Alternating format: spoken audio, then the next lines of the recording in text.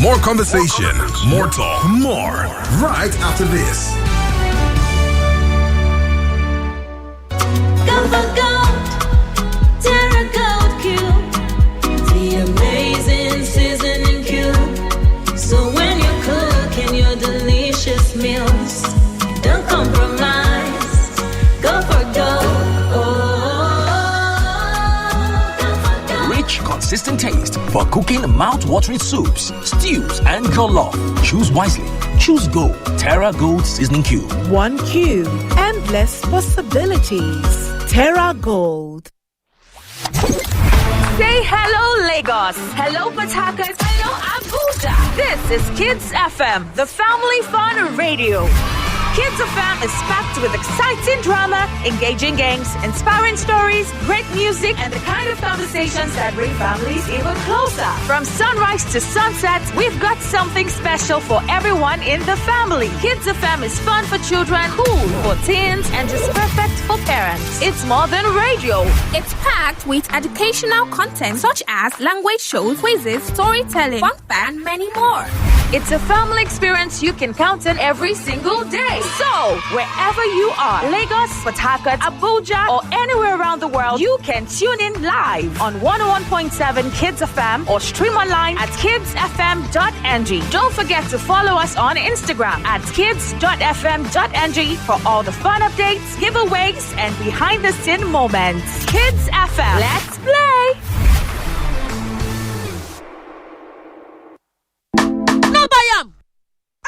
But why? No, see, say this big bull bag of rice no get the new big bull holographic seal. Not true. Introducing the Big Bull Holographic Seal Tape, your favorite authentic Big Bull rice, 50 kg and 25 kg. Now with holographic seal tape. This is to ensure you get the premium product from Big Bull Rice. Do not buy if the holographic seal tape is not on the bag or is broken. Big Bull Rice. Tasty rice nourished you. That special secret that awakens taste buds. Mouth-watering wonder with awesome aroma. Terra Seasoning Cubes. Terra Seasoning Cube turns your meals into a masterpiece.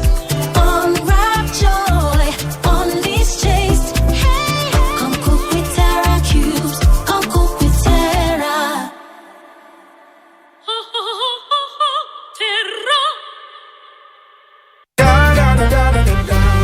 I am Malario, the king of malaria parasites. My mission is simple: to take over your body, to cause fever, chills, headache. But one thing stays in my way. Come on. Effective relief from malaria. Comal on. Malaria gone. If symptoms persist after 3 days, consult doctor. We're back. We're back. We're back. We're back. We are back. We're back on 99.3 Nigeria Info.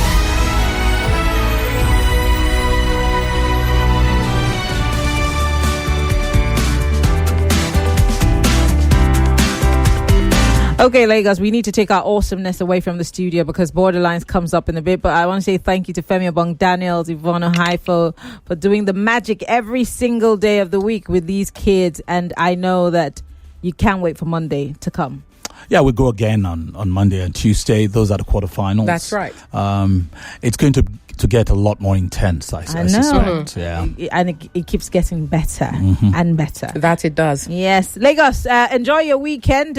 Like our daddy in the Lord, we say, enjoy your weekend.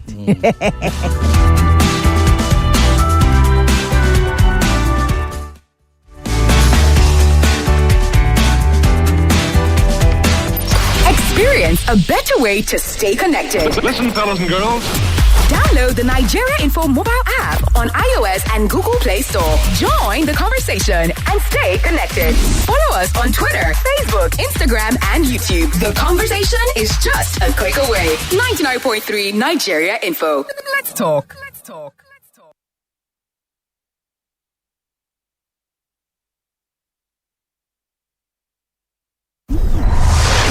With information comes power. We give you more power with information. It's 4 p.m. With MoneyPoint, you enjoy free transfers until you turn 25. This is where it all connects. All in one place. GPS, OEK, and Co. are suspended because they've been engaging in anti-party activities. Did he not campaign for Labour Party in Lagos? What system in Nigeria is just my pocket. Withdrawing police details from VVIP people. Tomorrow I will call they need people to come and join military. I would allow. The news, conversation, information, and discussion. 99.3 Nigeria Info. Let's talk. And now the business news.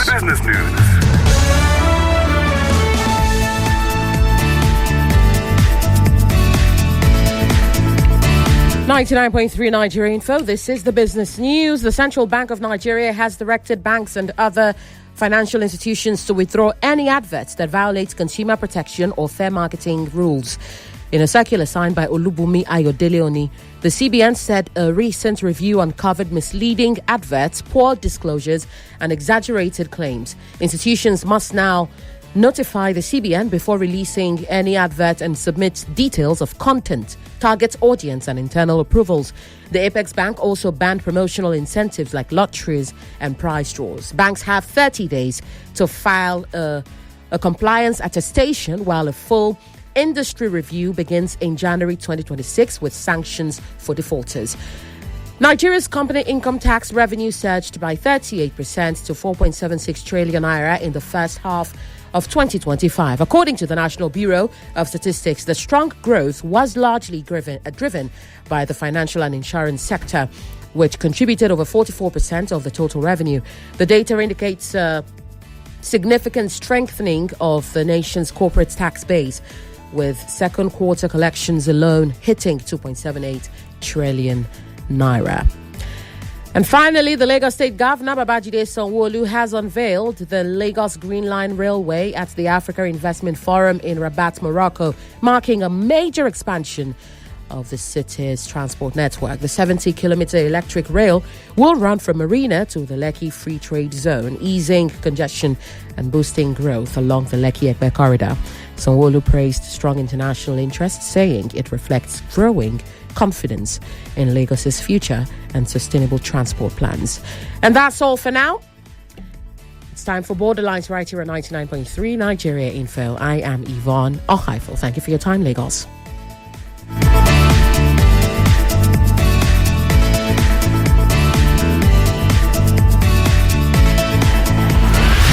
This is Nigeria Info, where the conversation begins. Do you think, as a scientist, we need GMOs in Nigeria? Nigeria as a government has a policy that promotes the use of advanced biotechnology in ensuring food security, environmental conservation, and health improvement. MDMA is there from the lab, from the containment level, before it gets to the field. MDMA would have known that this crop will contaminate, and the regulatory agency, of course, will stop that before it gets to the Nigerian markets.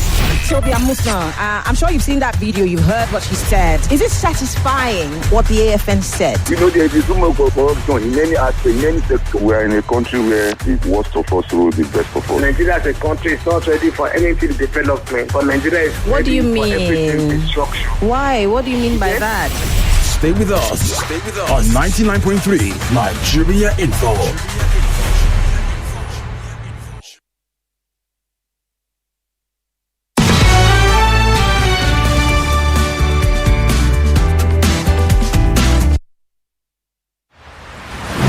From Washington to Beijing, Moscow to Abuja, London to Kigali, the world is shifting fast.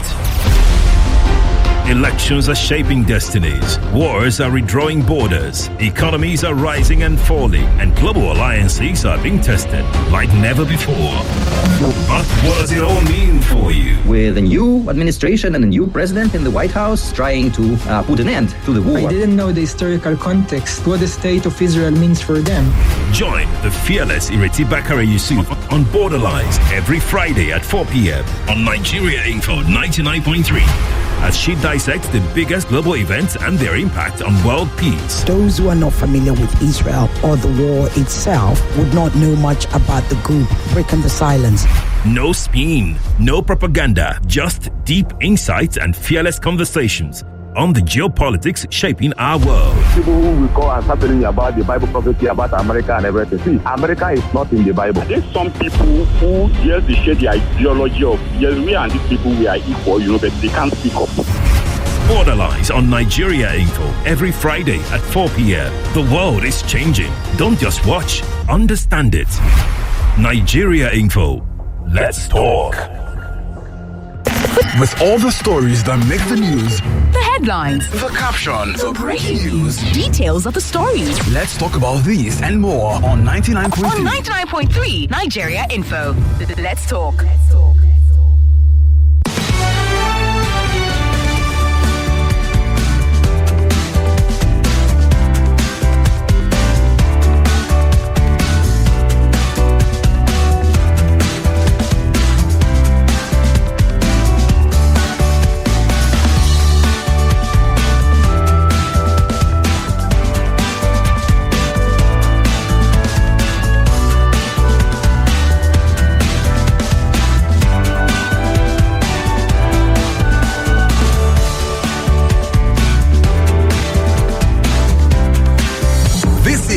The Voice Note on 99.3 Nigeria Info. Let's talk. I have a dream. I am no Martin Luther King, but I am Olajumo Akinloluwa. Fellow citizens, imagine a country with no definite population, a nation where its people don't agree with its ideals. A person, an individual born to no nation. Seems impossible, huh? Because every nation, regardless of its population, be it over 800 or over 1.4 billion, will have citizens. But citizenship is not geographical. It's about identity, shared beliefs, and patriotism. Obafemi Awolowo once said, Nigeria is not a nation, it's a mere geographical expression. And sadly, these words are still painfully relevant, as our shared Nigerian identity is still a far expectation rather than a reality.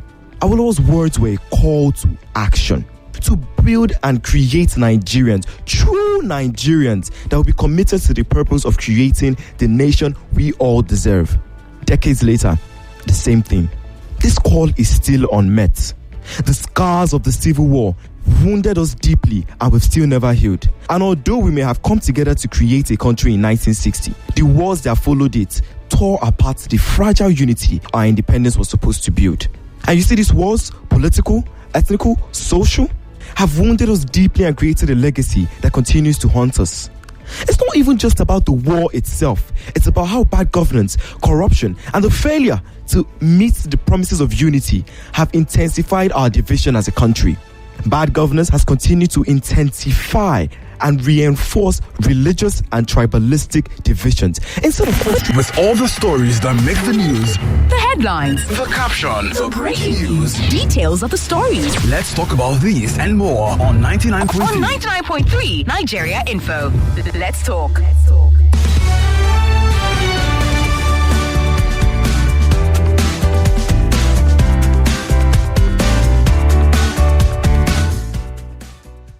Good afternoon. Welcome to Borderlines, the only show that takes you beyond borders. In fact, we have been staying literally sort of just on the border because, as you all know, Nigeria is going through its own issues of insecurity, which is not, outside of what's going on beyond our borders, especially the West African countries and the infiltration of foreign terrorist groups who are getting through our borders. My guest, I know you've all been looking forward to it. So have I. It's taken a while for us to book him. But you know what? Life happens and things happen. So we got a message just, a couple of minutes ago, literally some bad news. The HM is not available as he is with the presidential delegation to attend the burial of Sheikh Dahiru Bauchi.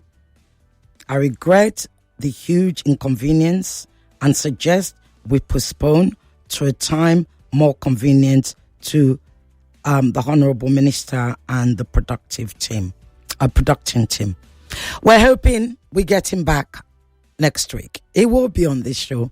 You all trust now. This is Borderlines. It might take us a long time, but we do get our guests eventually. So, condolences to Honorable Minister Yusuf Tuga on the passing of Sheikh Dahiru. The Honorable Minister is also from Bauchi, so it's important that he's there. The Sheikh passed yesterday, in the middle of the night, and from what we're hearing, he was very influential. So he has to be buried today, and of course, it's a Muslim burial, so it has to be buried within 24 hours. Sincere apologies to all of you. I know so many, my phone is full. I know so many of you were looking forward to it just as much as I was looking forward to it. We had so many questions for the Honorable Minister, which we're sure he was going to be able to answer, at the very least enlighten us. But alas, he's not here. But the show must go on, as they say. After all, I'm not a broadcast journalist for just like that, and I have been doing this for quite a few years. Indeed, I've been doing Borderlines long enough for you to be able to wake me up in the middle of the night and have any conversation with me about what's going on in the world of geopolitics, or indeed what's going on in our Nigerian insecurity issues. So let's make this open mic, because you will all remember that we had 2 town halls. Yes, indeed, we did. 2 virtual town halls, absolutely brilliant.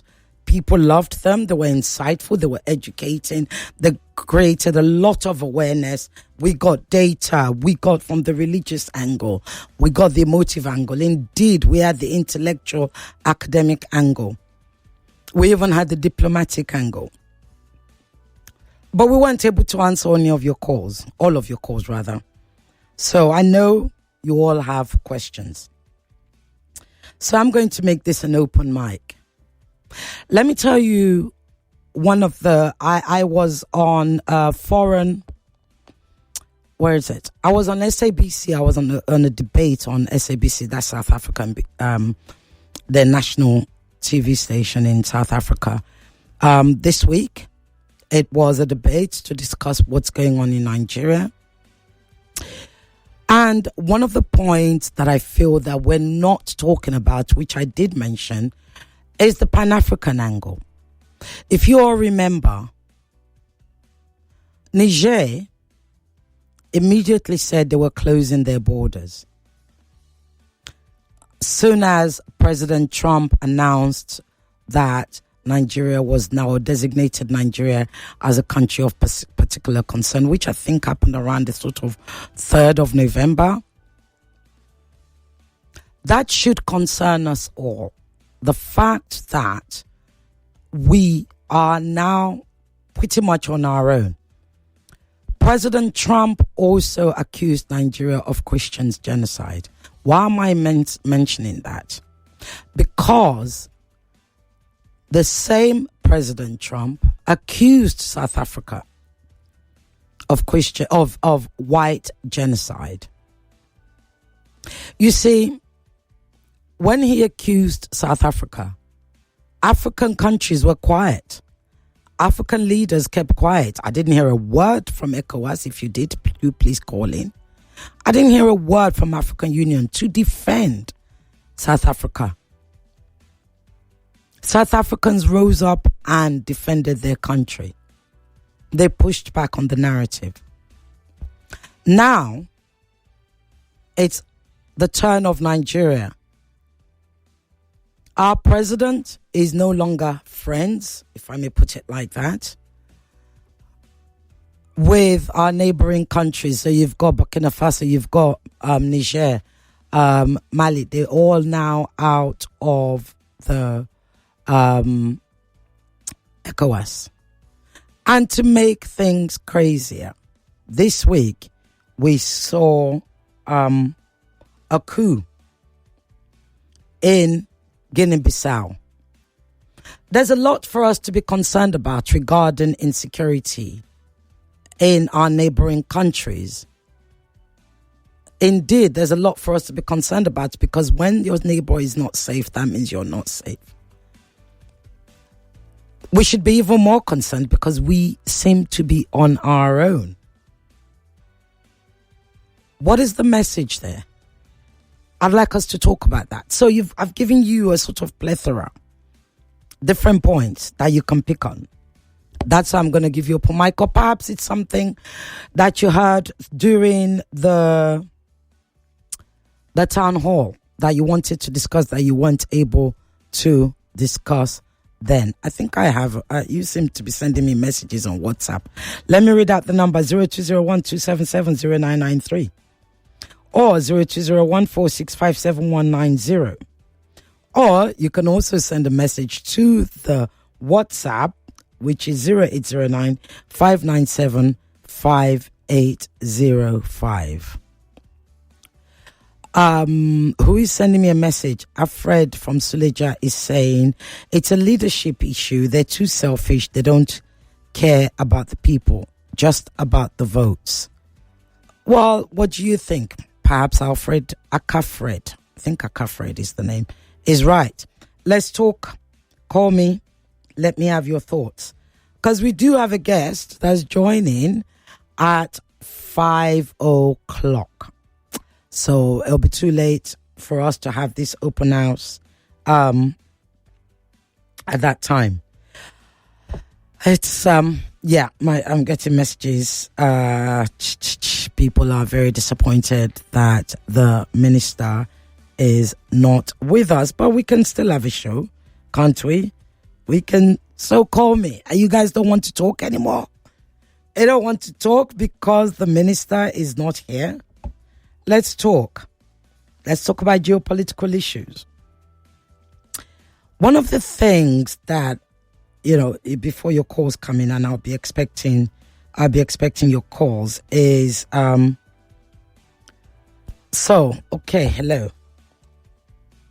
You all are waking up now. Hello. Not him to behead me. Can you hear me? Hello. Yeah, I can hear you. Can you hear me? Yes, I can hear you now. Good afternoon. My name is Max. I'm calling from Ikoyi. Okay, Max, go ahead. Okay. I don't quite understand the topic we're talking about today. Well, we're talking about insecurity. We're talking about... So we were supposed to have... our Minister of Foreign Affairs, Minister Yusuf Tugay, was going to be our guest. We're going to be talking about Nigeria, the CPC designation, our foreign affairs, the diplomatic, etc., and of course, including the security issues. But he's had to cancel because there's been a bereavement, okay, which he has to attend. Okay. So therefore, we're taking it a little bit further. We are talking about the insecurity, and indeed from the Pan-African angle, because we know that there are foreign terrorist groups who are infiltrating Nigeria, and Niger closed their borders to us. We don't know if they've reopened it. Niger closed their borders to Nigeria at the moment. President Trump designated Nigeria as CPC. Over to you. Okay. Thank you very much, Yogi. The truth is, as far as I and a lot of people are concerned, the designation of Nigeria as a country of particular concern is long overdue. Is long overdue. And Trump did not accuse Nigeria of Christian genocide. Yes, he did. Yes, he did. Yes, he did. He just stated the fact. No. Is when you you can't say he stated. Hold on. He did allege that there was Christian genocide going on in Nigeria. 100%. Okay, but the truth is, it is not an allegation. It is a fact. Okay, why do you say that? No, he stated the fact according to you. So why do you say that? No. Yeah. Okay. You see, he stated the fact according to what is actually happening. Nigeria, the Christian genocide in Nigeria has been going on for a long time, and every one of us knows it. In fact, when I hear people talk about, there's no Christian, come on. It's been going on for a long time. This is not something to even be to debate. On your radio here, on your station, there's a Muslim analyst that, one very brilliant guy that has come and said the same fact. This is not something we should be debating about. Christian genocide has been going on in Nigeria for a very long time in the north. And this government, of course... What do you call Christian genocide, sir? Please, let's have a conversation. Yes, what do you call Christian genocide? Genocide is defined in the dictionary as the targeting of a certain group or any race or a religion or any, people of a religion, a deliberate targeting of them. So when you get Muslims, when they also target mosques and Muslims, what do you call that? Okay, hold on. Were these Muslims being targeted by Christians? It's not about who's doing the targeting. That is not how how genocide works. I'm sorry. You see. I'm sorry. That is not how genocide works. Let me explain something. Yeah. Just give me my time. Let me explain something to you. Look. You see, it is offensive when I hear this talk about what about the Muslims that have been killed. Well, it's a question. You made it about religion, and I'm asking you about the other religion. Let me say something about. Let me give you a scenario. Imagine a group of police pursuing an armed robber. They're trying to kill armed robbers, and in the process, they shot bystanders. Would you say that it was not the armed robbers that the police were targeting? The police were targeting the armed robber, but by mistake they shot a bystander. That doesn't mean that the police were on a rampage to kill everybody. Okay, so you're saying that Muslims are part of it by mistake? Yes. Completely. The stated definition, the stated aim of ISWAP, of Boko Haram, of the Fulani terrorists. Hold on. Eliminate Christians. Okay, let me ask you. When did Boko Haram say they want to eliminate Christian? You said stated. That means you've heard it said. Where did they say that? Please, what is the definition of? No, sir. You said no. It has nothing to do with actually religion. It has nothing. Boko Haram has nothing to do with religion. What is the definition of Boko Haram? Boko Haram literally means that they are against those who are Western educated, and it is those who are Please listen to me. It is those who are Western educated who are actually the ones ruining their north. So if you go back to the genesis of Boko Haram, it had nothing to do with religion. Absolutely nothing. Indeed, they were killing Muslims first. So when we say genocide, yes, sir, you can ask me. You don't have to like it. I am giving you. Yes, sir. Are you aware of a certain imam who was given a national honor? What exactly did the man do? What did the man do? You tell me. You didn't give me a name. You just said a certain imam. It could be any imam. The imam hid 300 Christians in his mosque. Because of what? Why did he hide 300 Christians in his mosque? Why was the mosque a safe haven? Sir, if I may just say, okay, they were not the target. Okay, let us not debate over this. Well, we have to. You can't say something is a fact. You can't give me a name. Sorry, sir. You can't give me the name of this imam. You give me the name of. You are not aware of the give imam me the name. There are several imams. Please, which imam is this? No. This one. No. This one was given a national honor. Which imam? Which imam? I don't know. Which one?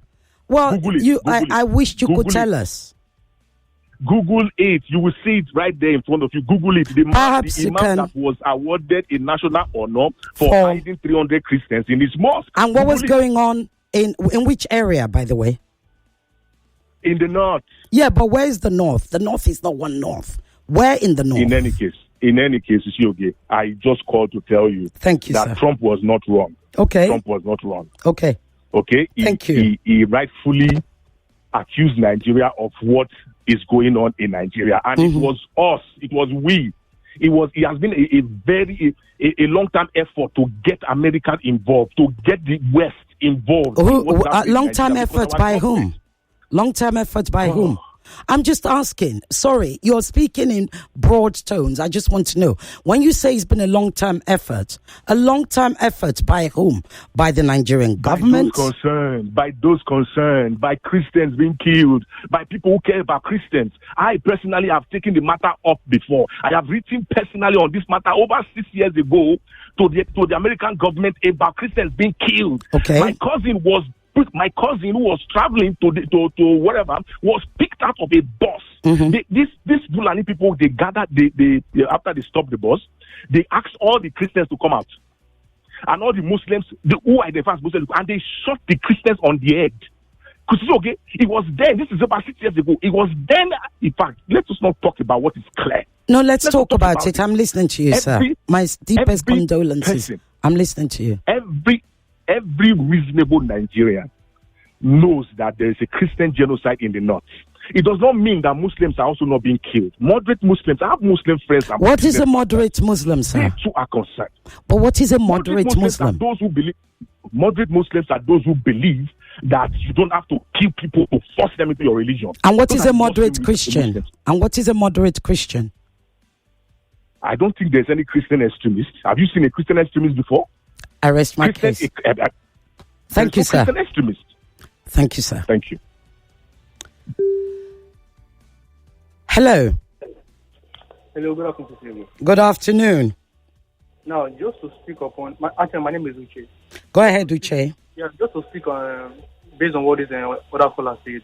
Yeah, talking about the agenda of Boko Haram. According to what you said, they are against the Western civilization, Western kind of way of life.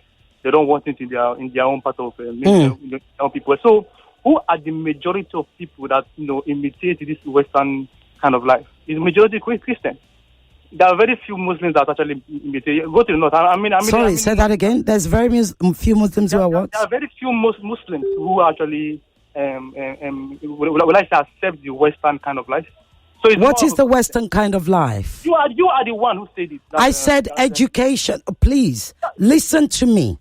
Listen very, very carefully. Yeah. There is Boko Haram is against those is either you're going to listen to me or you're not. It's not about a way of life. Okay, now I accept. Thank Western you. education. It is more of the Christians. How many Muslims are actually following the Western education? How many Muslims? Very few of them. Excuse me. Sorry, when you say do you have statistics to back this up? Go to the north now. No. We're not going to go to the north because you said so. Sir, I am asking you a question. You've just said very few Muslims in Nigeria North have education, Western education. Yes. Do you have data to back up such assertion? Looking around me and how far does your eye go? Looking around me. How far does your eye go? Every day we watch the news. We see. We watch what happens over in the north. We see these things every time. So I don't. Oh dear! Please call back. Nope, I didn't call him out. But if you're going to call me and make a sweeping statement and say because you can see, I'm always curious to know how far your eye can go. Because it's like if I made such a statement and I live on the island, I expect you guys to come and attack me, right? So my producer's in the studio with me. We're going to have a conversation. Benga, you rarely have a hearing. Benga Burua. I tell you about my producer all the time. You guys don't have him. What? Zainab is excited. Benga and I are going to have a conversation, and I'm still going to pick up your call. How long have we got before our next guest? We have like 25 minutes and stuff. Benga, you've heard these calls and stuff. What are your thoughts on this? First of all, I would like to say thank you for giving me this platform. A lot of people would know that I operate behind the scenes. Yes, and it's very Tomash. This is very familiar turf. I started my broadcast career here more than 10 years ago, so I'm very used to the settings, and it feels like a homecoming. Absolutely. Speaking on the radio again. Interesting country we live in, and interesting dynamics in terms of insecurity in the last 2 weeks, most especially, and looking at the geopolitics of it. Nigeria sent a very serious leading delegation. There's Chief of Defense Staff, the Inspector General of Police, the Director of Defense Intelligence, if I'm not mistaken, the National Security Advisor, to meet a congressman. And after that, the National Security Advisor met with Pete Hegseth. And now we formed a joint committee to, iron out things with the Americans. It's safe to say that we're not going to be seeing guns are blazing. We're not going to see any invasion. But having said that, looking at the geopolitics and the discussions you've had this evening, it's really very interesting that we no longer respect the sanctity of life. Life is dependent on what religion you practice. And if you look at the world's major religions, they all condemn killing and stealing and those things. So when other Nigerians are killed, we should be concerned. We shouldn't say, they're killing these Christians and that Christians, just pitting us against each other. And I must say that at the end of the day, heaven helps those who help themselves, as they say, and charity starts at home. If we had paid serious attention to insecurity, we wouldn't have a situation where Donald Trump is coming out to call us a disgraced nation. Nigeria is so convenient to bring up Nicki Minaj and all those people that can't even point out Nigeria on the map as saying these things. They're not really concerned. This is the United States of America that has been providing diplomatic cover for Israel, weapons, and since the Second World War, we haven't seen recorded live-streamed genocide. If you're looking for genocide, look at Gaza. That's what you call a genocide. The Committee of Senior Holocaust and Genocide Scholars have called it a genocide. There's certain thresholds to be held before you can call something genocide. We've seen pogroms in Nigeria. We've seen killings, but not a genocide. A genocide is what happened in Rwanda in 1994. A genocide is what happened in Srebrenica in Bosnia, in Srebrenica in the 1990s. So what we have is not a genocide. So words are very powerful, and we should be very careful. And it's sad that the president of the most powerful nation in the world just throws it around like it's some easy word. Even South Africa, it's so ridiculous. You were on the panel in SABC, and I mean, imagine Donald Trump saying there's a white genocide in that. That's the most ridiculous thing I've heard. So the lessons from this is put your house in order. They wouldn't have a reason to, poke nose into your affairs. Look at what's happening in Burkina Faso, for example, Ibrahim Traore, and other progressive African countries like Botswana. You would never hear and Namibia that the United States is calling them a disgraced country and all of that. So we really have work to do. Do you know what I find curious? What I find perhaps not just curious, most disturbing, and for me, if I may self-reference, since we don't have a guest, we're just having a conversation, most upsetting is that Nigerians are being killed, and yet some are standing on a particular religious pedestal. Number one. Number two is that the first time Nigeria was designated as CPC, most people don't even know this. It was about our blasphemy laws. That blasphemy law is not pro-Christian or pro-Muslim. It's that we should get rid of our blasphemy laws. For one, I certainly subscribe to that, because I can't understand why we have a blasphemy law in a country that is apparently, quote unquote, secular. Even though actually the fact that our constitution starts with "in the name of God" makes the whole secularism an oxymoron, because you can't be a secular country and start with "in the name of God." Which God? Exactly. So for me, and as a non-religious person, I often say to people, okay, there's one half that's going on, like the gentleman that called earlier that said, look, and look, sir, my heart goes out to you. And there is nobody, no decent human being will deny that, the trauma of what people are going through, the dastardly acts that's happening in our country, indeed the kidnapping, so we have bandits and all of that stuff. But, when people stand on a religious pedestal, I often wonder then who's going to stand up for me?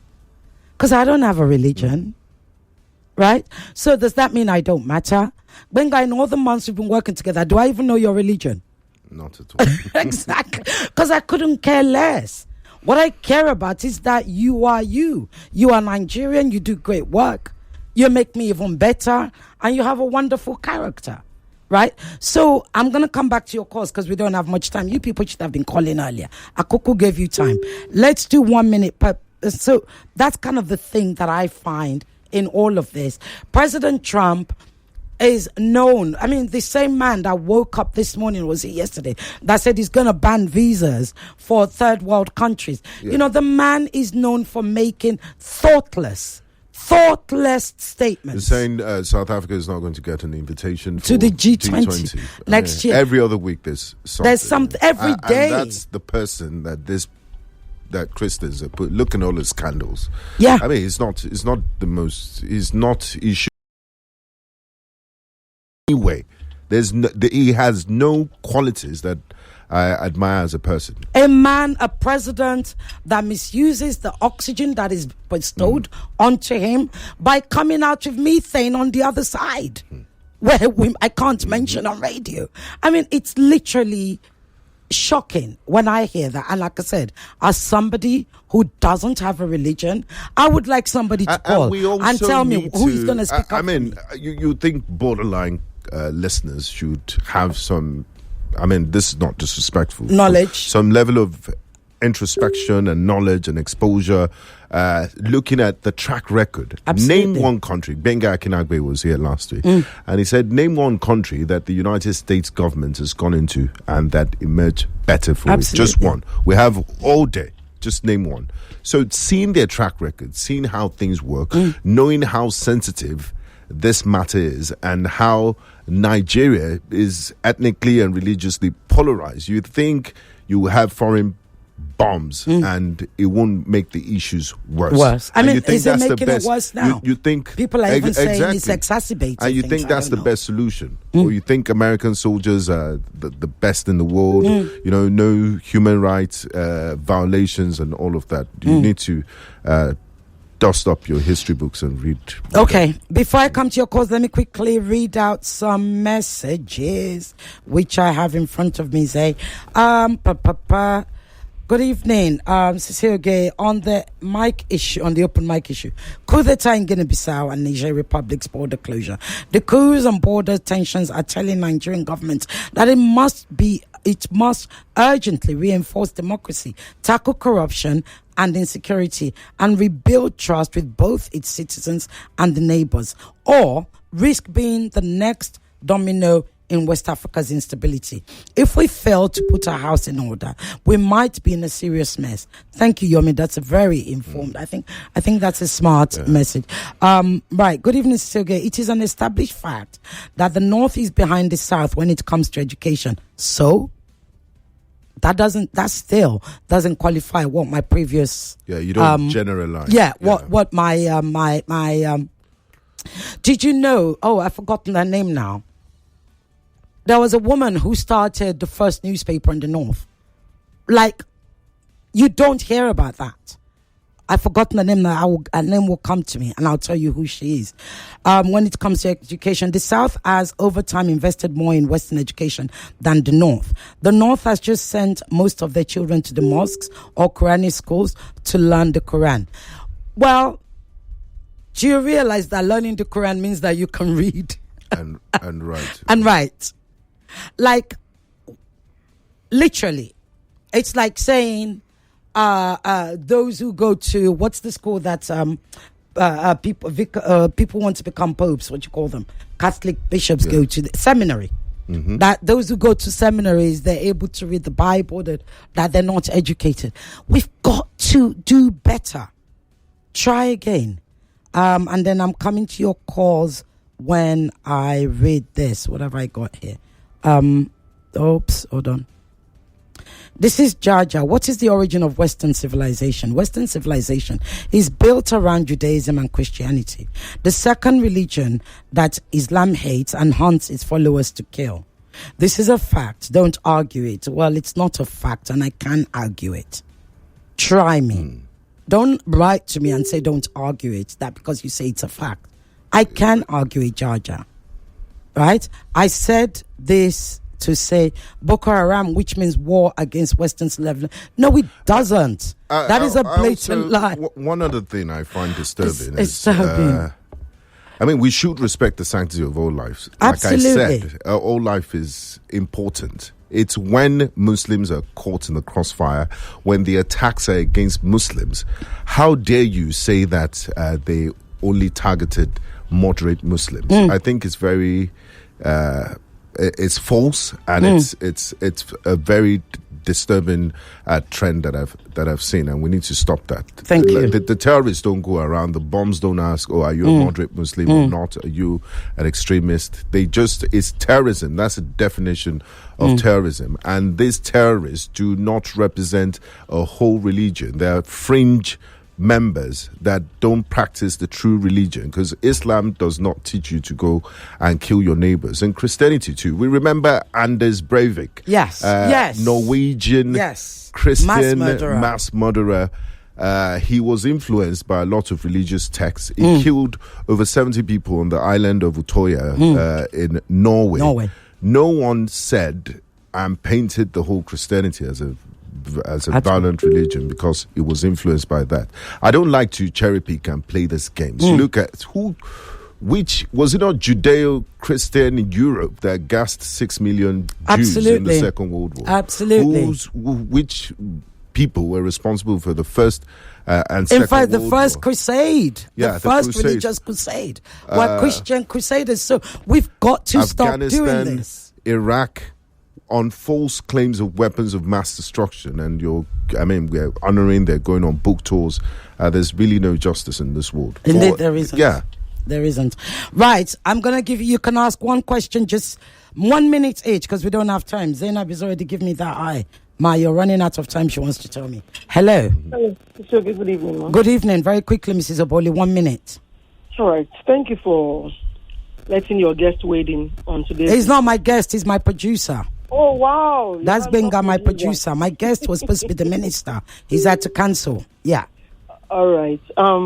Thank God because you see, on borderlines, you need to come clean or you don't even come at all. And that's what you do whenever you come to the studios every Friday. Just this morning, my 13-year-old daughter on her way to school asked me a question that threw me off balance. I couldn't answer because making a case for the Nigerian government, you tend to look like a fool. She said, "Mommy, why is it that the government sees bandits showing themselves and plying their trade freely on TikTok, on social media platforms, and they are doing nothing to stem the tide of banditry?" And I looked at her. I couldn't even... what would you tell a 13-year-old? That the government has failed the country, has failed the students, has failed the children? Just this week, Sisi, my 16-year-old daughter, the eldest now, got an admission in Unijos, and I watched her go to school with bated breath, hoping in my heart of hearts that Nigeria will not happen to her in the course of her studying in Jos. Thank you. I need you to wrap up. They had stepped up to the game by nipping insurgency in the bud. We won't have ourselves speculating. Okay. But the mistrust and the distrust we have right now is because of the lacuna. And that is why somebody like President Trump will come and issue a threat on a sovereign state because we have failed in our responsibility. Thank you very much, Mrs. Oboli. Good evening. Hello. 1 minute, please. We don't have time. Hello. Hello, good evening. Good evening, sir. What's your name? Okay, go ahead. Remy? Go ahead, Remy. 1 minute. Your guest... He's not my guest. He's my producer. He's joined me for a conversation. Yes. Yes, he said something that is a bit disturbing to me. What's that? He said the blasphemy law is neither pro-Christian or pro-Muslim. I said that. You said it. Yes. But that's not really the fact, because we know who are proponents of that. We know the religion that's proponent of the blasphemy law. The fact of do you know what blasphemy means? what it is. Do you know what blasphemy means? The law, of course. No. Do you know what blasphemy? The word to blaspheme. Do you know what it means? Of course. What does it mean? Brother was killed. No. What does it mean? Pardon? Was that not why Eunice was killed? Was that not why the brother was born to death? Well, that's on the Muslim part. That's on the Sharia part. Hold on. No. Blaspheme. No, but forgive me, please. To blaspheme. Well, that's what I'm saying. We have a blasphemy law, which basically says you can't say anything. You can't disregard somebody's God. Yes, of course. It's also as giving birth to Sharia law. Don't get me wrong. But I'm saying to blaspheme is actually me saying any kind of thing I want to say about Christianity or any kind of thing I want to say about Islam. Now, I would be committing a crime. Okay. I thought you were saying the blasphemy law wasn't pro-Christian or no pro. That's the point. Blaspheme. It's not a religion. To blaspheme doesn't mean you can do one or the other. It's like you cannot blaspheme. You say it in church all the time. Don't call the Lord's name in vain. That's blasphemy. Yes. Okay. All right. Thank you. Okay. Yeah, and Mrs. Oboli was right. She hit the nail. But let's take this call. Okay. Hello. Hello, good afternoon. Very quickly, 1 minute, please. Yeah, I just made the research actually. Twice the population of the Muslims in sub-Saharan Africa are less formally educated than the Christians. So the facts are there. So no. Do you have your data? I just checked on Google. But give me the data now. What's your source? About 65% of the Muslims in the sub-Saharan populated area is less formally educated. So sub-Sahara populated area. That's not Nigeria. That's not just Nigeria. Is just one country. Nigeria is part of it. Mm-hmm. Kenya is there. Nigeria is there, and a few other countries. Nigeria is part of it. Right. So could you give us a figure for Nigeria, please? It is part of there now. But you said sub-Saharan now. Nigeria is part of that place. But Nigeria is part of a big sub-Saharan country. Kenya is number one. Nigeria is number two. I imagine, Nigeria is the biggest in population in African nations. So Kenya is number one. Okay. When you check the 65%, imagine the population of Africa. But if Kenya is number one, that doesn't mean that Nigeria is the largest of the 65%. Right. So what percentage is Nigeria? They just give a round figure. So we don't have to say, let's separate Nigeria, let's separate Africa. In Nigeria, in the Sub-African nations, there are over 15 there. Okay. Thank you. Nigeria is in number 2 after Kenya. Okay, thank you very much. What's your source again? In case people want to go and check. Sorry, tell us your source again. What did you say? Your source, in case people want to go and check. A lot of people like to go and read on this. Just type it as something like just type just type it on Google.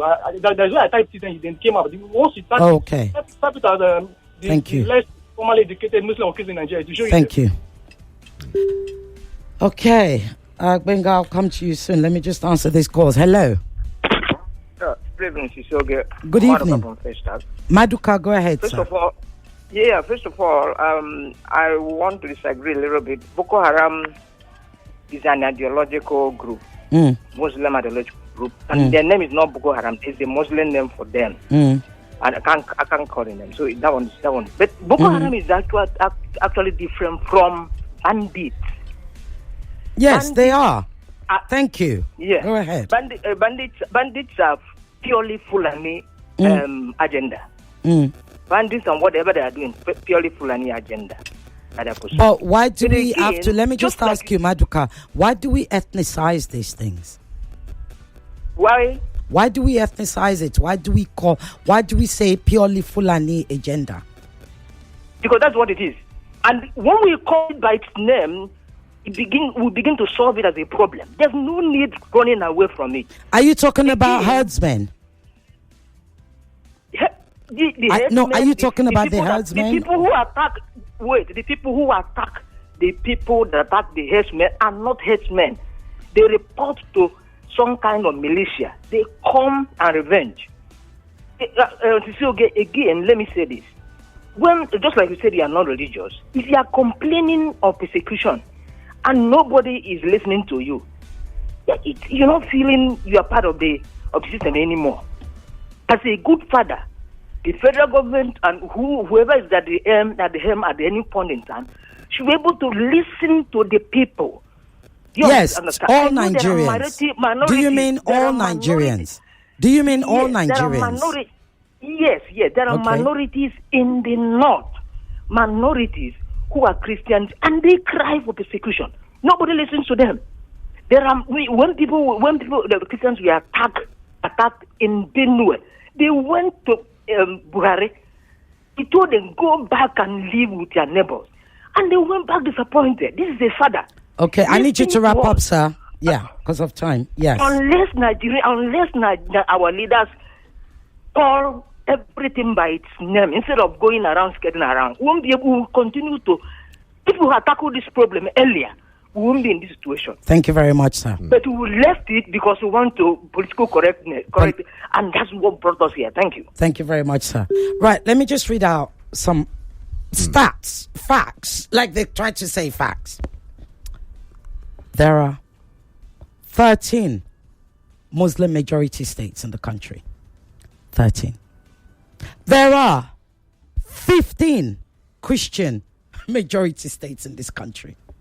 Are you aware that there are more Christian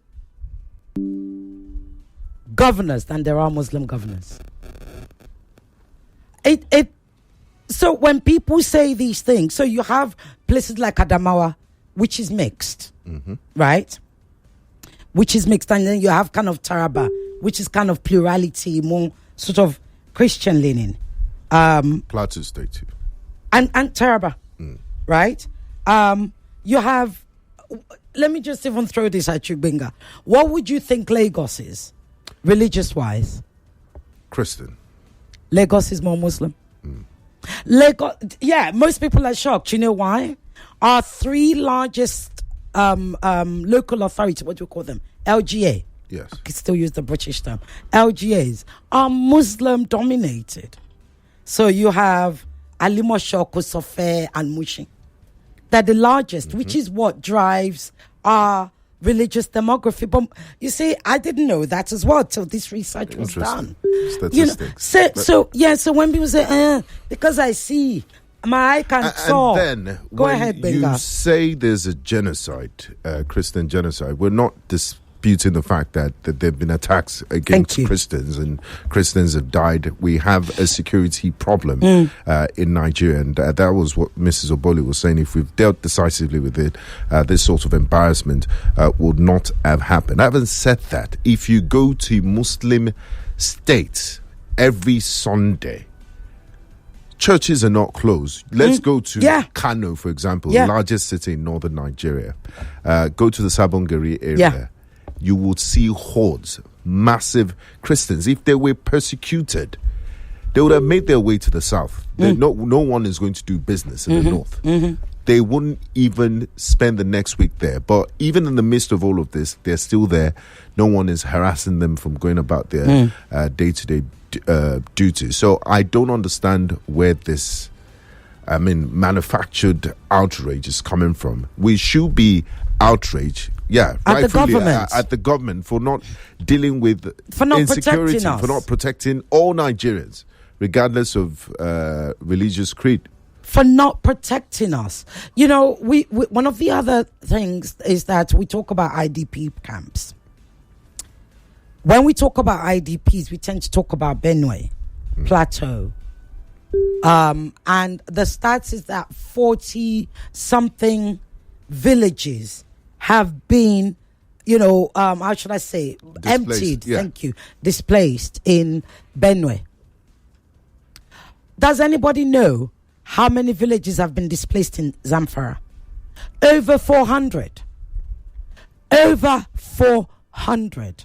And so this is why I say, when people want to divide, I see President Trump as no better than our leaders who use religion and ethnicity to divide us when they need our votes. And incidentally, we fall for it. Right? Yes, and we're playing into the geopolitics of it. Yeah. It's a solid distraction tactics against his own domestic issues and also the genocide which they're sponsoring in Gaza. And also the Jewish lobby is very happy to take away heat from Nigeria. Look, I'm committing this crime. It's bad. The whole world is pointing fingers at me for what I did to Gaza. But wow, look over there. Have to go. They're persecuting Christians in Nigeria. So thank you, Brenda. Here's the gist. New Good Mama detergent delivers express cleaning and fragrance boosters for extra freshness, all in a fresh new pack made for your upgrade. Try it today. Good Mama, the washing is fast. Good Mama, my fabric is smelling fresh. Good Mama, express cleaning. Good Mama, my laundry reason to smile. There's a reason she's a good mama. Express cleaning, extra fresh. It's the choices you make that set you apart from being good to being great. My choice? Nivea Men Deep Body Lotion with Max Tech, powered by Black Carbon. Gives you both dark wood fragrance and 48-hour moisture. And my other top choice for all-day freshness, Nivea Men Deep Roll-On for 72-hour protection and fragrance with Max Tech, powered by Black Carbon. Skin is for playing it smart. Nivea is for skin. Mr. Teacher, please, what happens when children come to school? How is it that they leave home very neat and return looking so different? Non-stop action, ma. All the learning and sports burn energy. So those sweat stains, dirty uniforms and shoes, they show that your kid has been very active. Now, wow. Your kids need nourishing energy. Give them Milo at breakfast. It has nutrients that support energy release to help them get the most out of their day. Milo, energy to go further. Milo! Bro, have you heard? What? The Fanta and Sprite are now available in 60cl plastic bottles. And it's for the same price. 500 naira. Omo. Bring me 2 bottles. 1 Fanta for me, 1 Sprite for my friend. 60cl plastic bottle, right? You heard right. Fanta and Sprite are now available in 60cl plastic bottles for the same price of 500 naira. That's 20% more Fanta and Sprite for free. Grab the new 60cl bottle today. Enjoy extra refreshment. Hey, yeah. Now Orabi, with Orabi. My teeth strong, my mouth is fresh. Keep clean well, oh. Now Orabi. Strong teeth, Orabi. Fresh bread, Orabi. 24/7 with Orabi. Strong teeth, Orabi. Give on our teeth 24 hours protection. Use Orabi today. The Nigerian Dental Association. Tanda Gidigba with Orabi. Introducing Sniper Hotshot Multi-Purpose Insect Killer. Ready to use and fast acting. Available in stores nationwide. Sniper Hotshot. Be precise. Be powerful. Mummy, what is 3 + 1 + 1? 5. So what's 4 + 1? That's 5 school days of nourishing Ovaltine multi-chocolate goodness. Yummy! Buy the special Ovaltine pack with 4 sachets and 1 free for every school day. That's not all. Ovaltine is enriched with calcium, vitamin B12 and malt to support learning and playtime.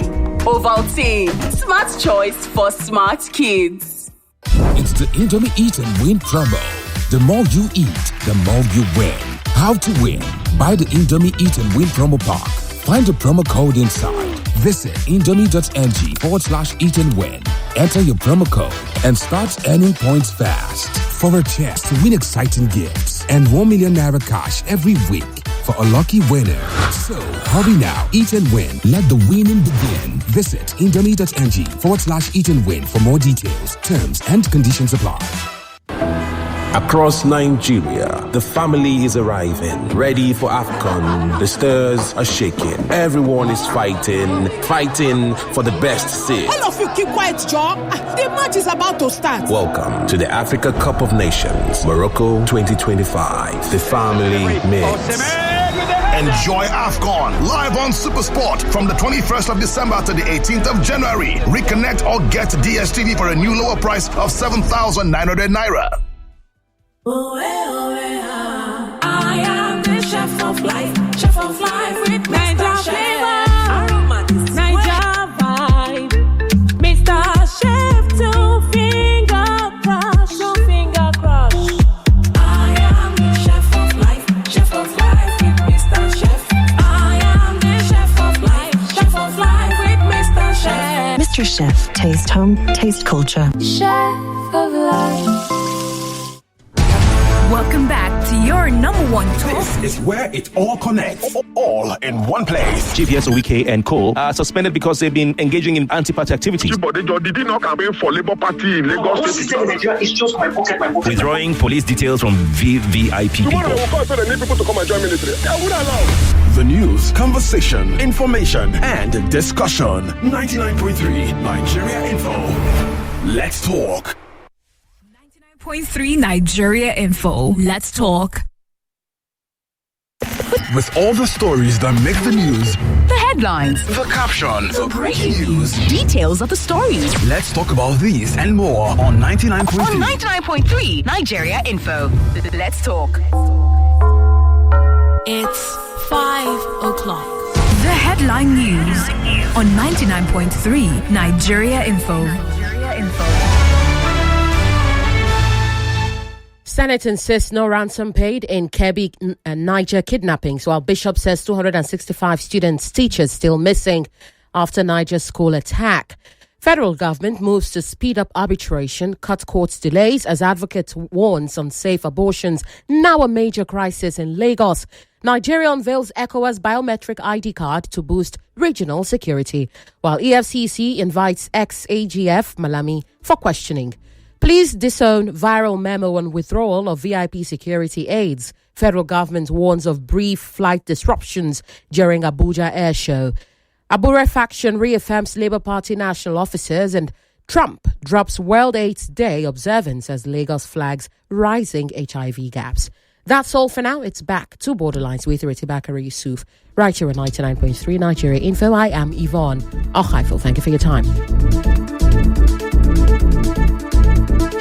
Experience a better way to stay connected. Listen, fellas and girls. Download the Nigeria Info mobile app on iOS and Google Play Store. Join the conversation and stay connected. Follow us on Twitter, Facebook, Instagram, and YouTube. The conversation is just a click away. 99.3 Nigeria Info. Let's talk. Above and beyond borders. It's Borderline With Ireti Bakare-Yusuf. Welcome back to Borderlines, the only show that takes you beyond borders, although we are staying inside the Nigerian borders, but we can argue that we're going beyond the southern borders. We're going to the north.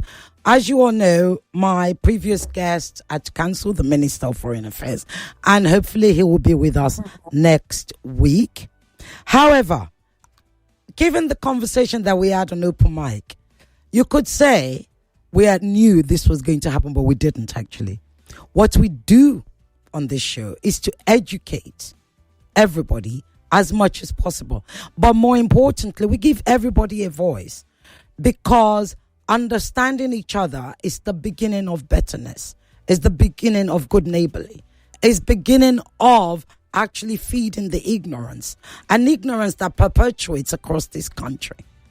So, it is my absolute pleasure to have with me somebody who's going to be able to debunk a lot of the myth that you all were saying earlier.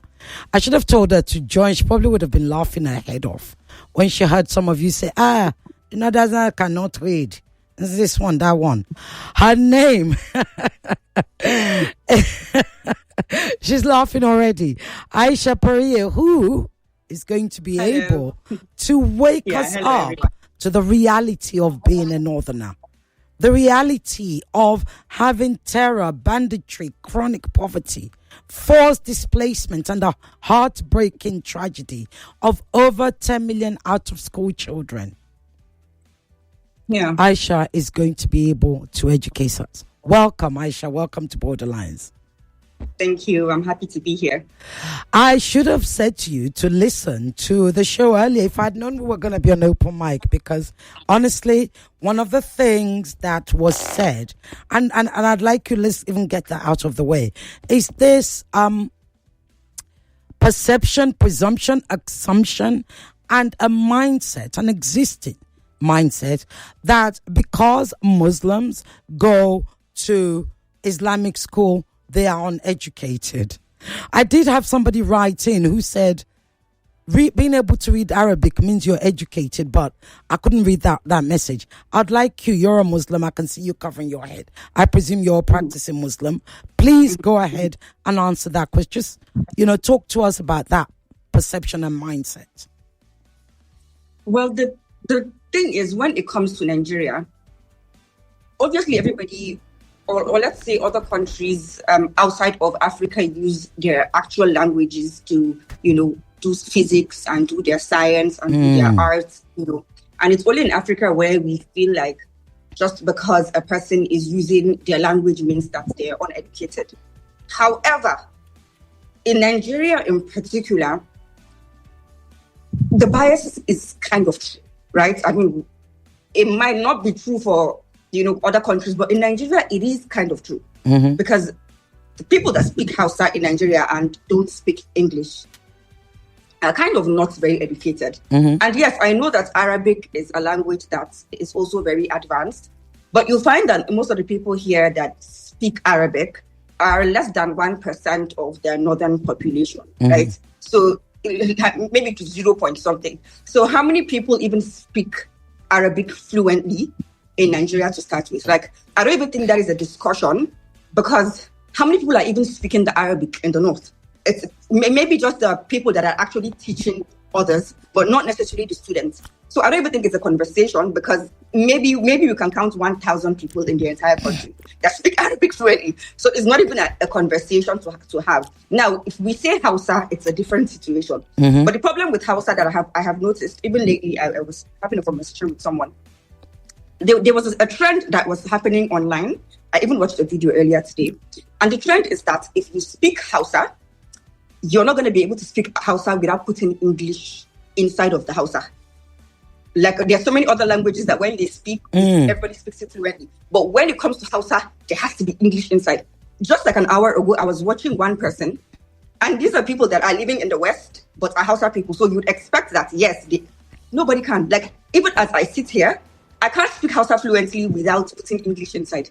So even when it comes to, because we're leaving Arabic to the side, right? Even when it comes to Hausa, there's a problem. And I'm saying it's a problem because there are certain terms that you need to know the words in Hausa. If we don't have that word for Hausa, that made me think, okay, it means that all this while that we've been learning Hausa, the owners of the Hausa language have not bothered to make names for certain things in Hausa, because there's just no name for it. So it's just like, I mean, there's a lot of work. Yes, indeed, there is. In fact, again, since we're talking about language, one of the things in the north is you have Hausa and then you have Fulfulde, correct?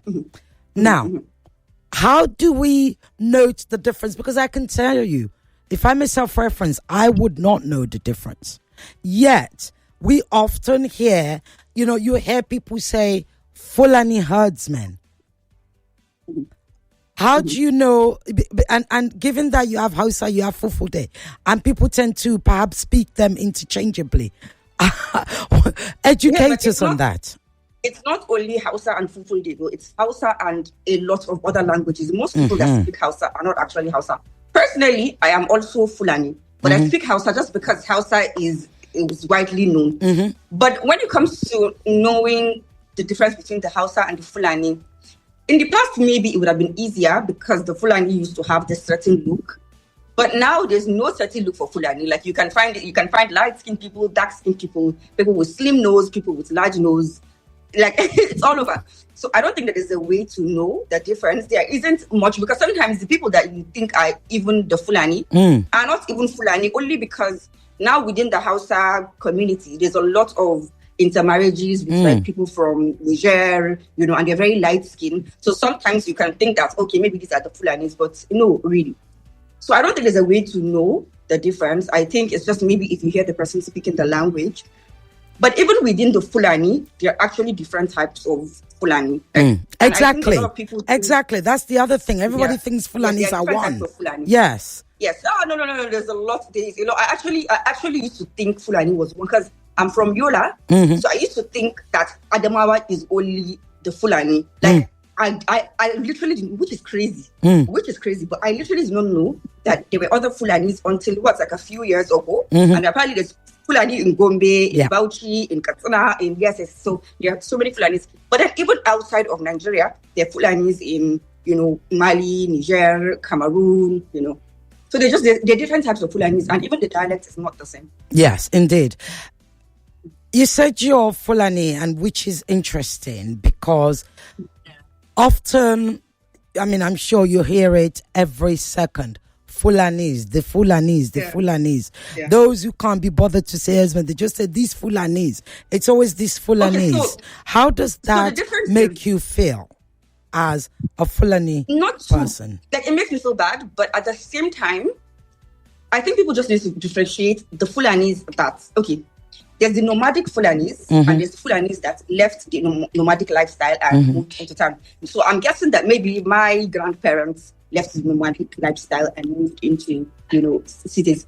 But honestly, the Fulanis have always been a problem in the sense that even before, and I don't want to be the Fulani that's out here, No, please be honest with us. This is all on borderlines. We seek to educate and raise awareness. No judgment. But the Fulanis have always had, we've always had Fulanis that have issues generally. And I'll just have general issues, right?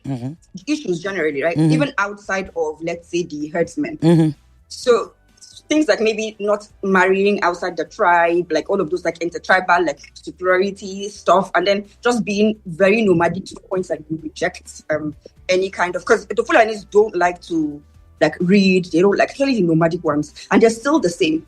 So generally, Fulanis have this, I don't know, there's this problem that we've always had that I guess nobody's addressing, because the thing is, even if you just take out of even the Fulanis in Nigeria and you say, okay, let's think of the Fulanis that are even outside the country. How are they behaving, right? The Fulanis that live in Burkina Faso, and they're the ones causing all the problems.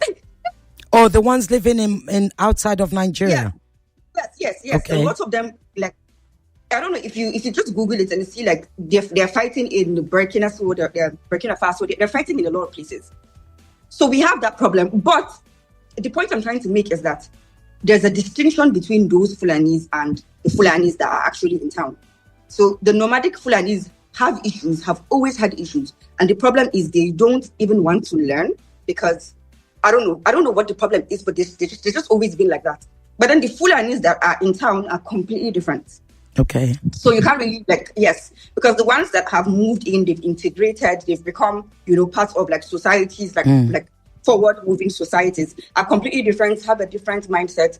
But yes, the Fulanis usually we've always had issues, to be honest. but those when you say they've had issues, is it that they often fall out with the hosting community, or the Fulanis as a people have always faced issues? Do you see what I'm trying to say? No. I like to kind of delineate and let it's people both, right? Right. It's both.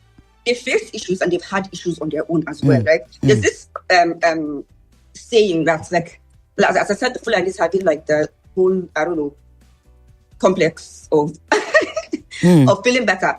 But okay, they face issues, but the reason that they're facing issues is sort of not only the government's problem, but also their problem, because they refuse to stay in one place and they refuse to integrate. If you don't have a place where you settle, then how are you going to benefit from whatever the land that you live?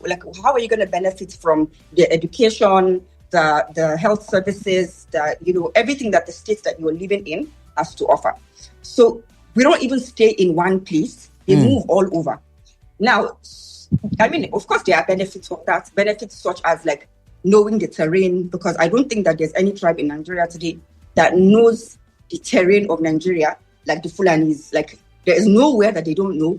you that you're living in town, you think you know, but really these people know the country because they're always on the road. They're always working. So there's that advantage.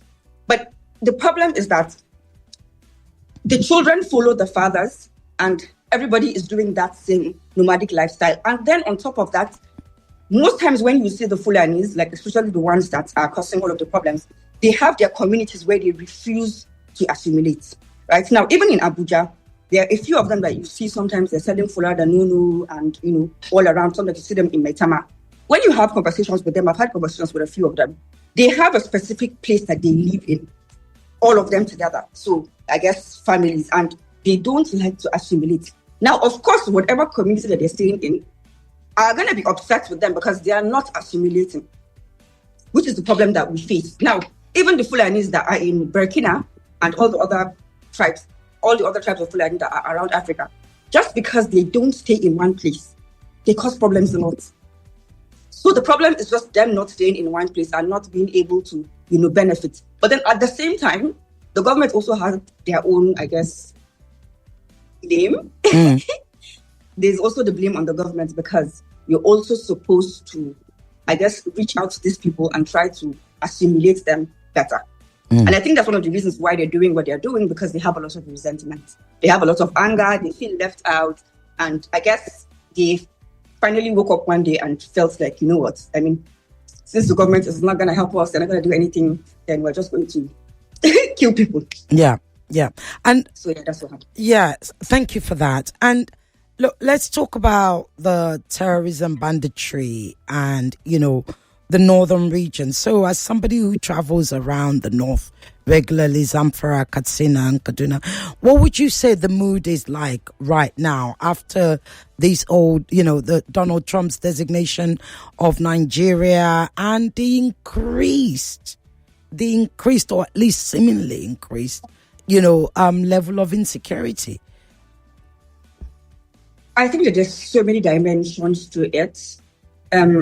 I don't think one person knows exactly what is going on, because I just think that there's so many players that are under the shadows that nobody can claim to know completely.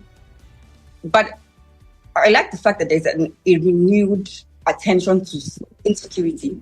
But I think it's also brought negative attention. I think it's also making whoever are the people that are behind the insecurity wanting to prove more of a point that, there actually is like a lot of like killings and kidnappings. And we also need to understand that because of the level of negative energy, it's also pushed, I guess, other, unscrupulous people to pretend to be Fulanis while they do these things. Because I've also watched a few videos where men are standing in the bush and they're introducing themselves. But then from the accent, you know that these people are not Northerners. And I've seen another video where I think someone was caught. I think this was like 2 days ago. And he was just confessing how they pose as Fulani headsmen. And then they go and then they do a lot of things just to, for whatever reason. I'm sure they're being paid for whatever reason. So we also have to understand that because of the heightened, issues, it's not all black and white. There's also a lot of nuance in between, everything that we're seeing. Indeed. But yes, I like that there's an extra attention into it. And I just hope that the president is also able to do something. But there's just also a lot of sabotage. Like there's a lot of sabotage in between that I don't think that people are even understanding that there's a lot of sabotage. I think, if I may push a little bit, talk to us about that sabotage, because, especially those of us in the South, I mean, indeed, I'm in Lagos, we're a little bit, kind of removed from it. And it's something that my producer just called the convenient bogeyman syndrome. Talk to us about that sabotage. What do you mean? Because, okay, if I may bring you back. So we know that, tomorrow, there's a meeting of Northern governors. But yet, the Arewa Consultative Forum are not part of that meeting. Is that the kind of, unpack that. Go ahead. I think that the first one is the military. the military are definitely involved one way or the other, because when you even look at the governor that was complaining, and he was really bitter, he said that there were soldiers that were stationed very close to the school, and all of a sudden the soldiers were withdrawn, and then people went in.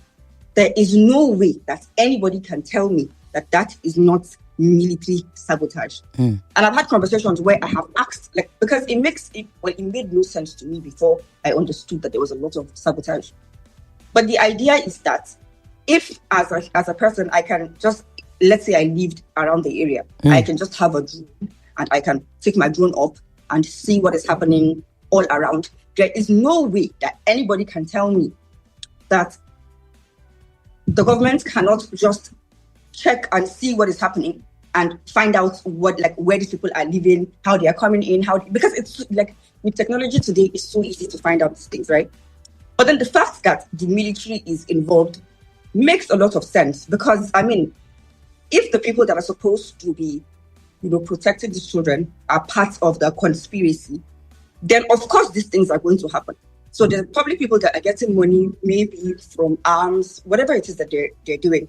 I even watched, I don't know, maybe an interview or talk by Oshomole, where he was also talking about how the militaries are the ones that are, they have like this, like, apparently, according to him anyway, they have these helicopters that come in and take out like raw materials and all those sort of stuff.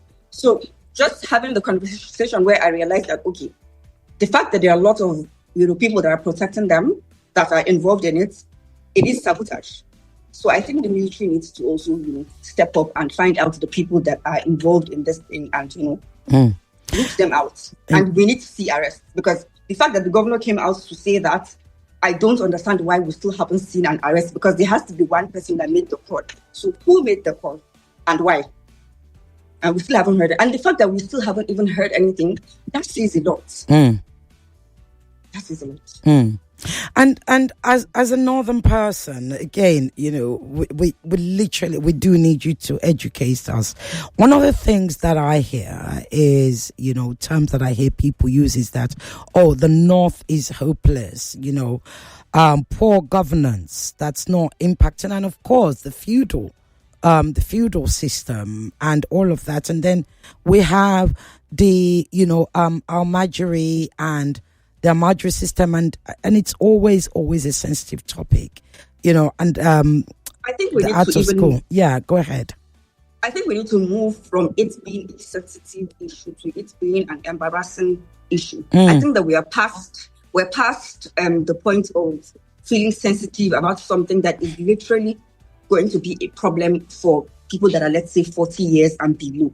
Because I guess all the people that are older, by the time it's a problem that we cannot escape, they probably wouldn't be here, right? I just genuinely think that it's unfair. It is unfair for them not to care. And this is a complete lack of care. There's no other thing to blame but a complete, it is just a lack of care. That's just what it is, right? Our leaders just don't care. Because it makes no sense when the children in the South were going to school, what were the Northerners, what were they doing? It makes what were you guys doing? How is it that when you go to the South and you see maybe children hawking on the road, there are definitely elders that see them and ask them, why are you hawking on the road? I've had conversations where people say, yes, it's not like you don't have children that are hawking on the road there, but most of the time, it's not that people just see them and ignore them. No, they are actually, maybe people have tried to intervene and maybe, it's to no avail and then they leave them.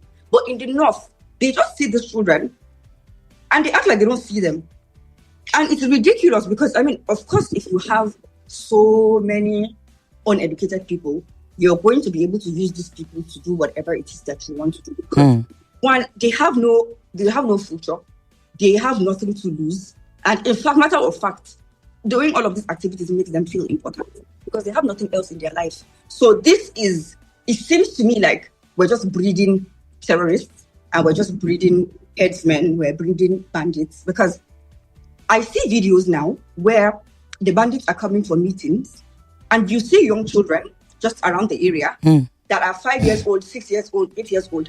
And if you see the way these children look at the bandits, you can just see admiration. You can just see that they are impressed they want to be bandits. Like, and it's crazy to me that our leaders are just don't care.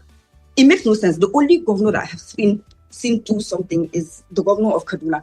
But other than him, nobody's doing anything. The new governor. The new governor or the old governor? The new governor of Kaduna is doing something about that. Yes, he is. I've seen interviews, I've seen data, but the remaining governors, I don't know. And honestly, I don't even think it's a problem of the president. I don't think this problem is a thing of the governors. Right?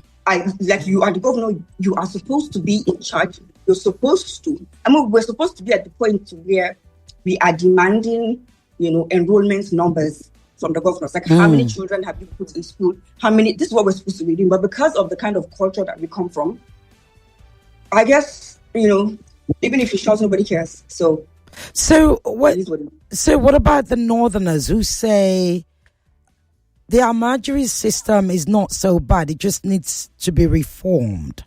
They're lying. Okay. They're lying. I mean, if it's not... this is also what I was going to ask you.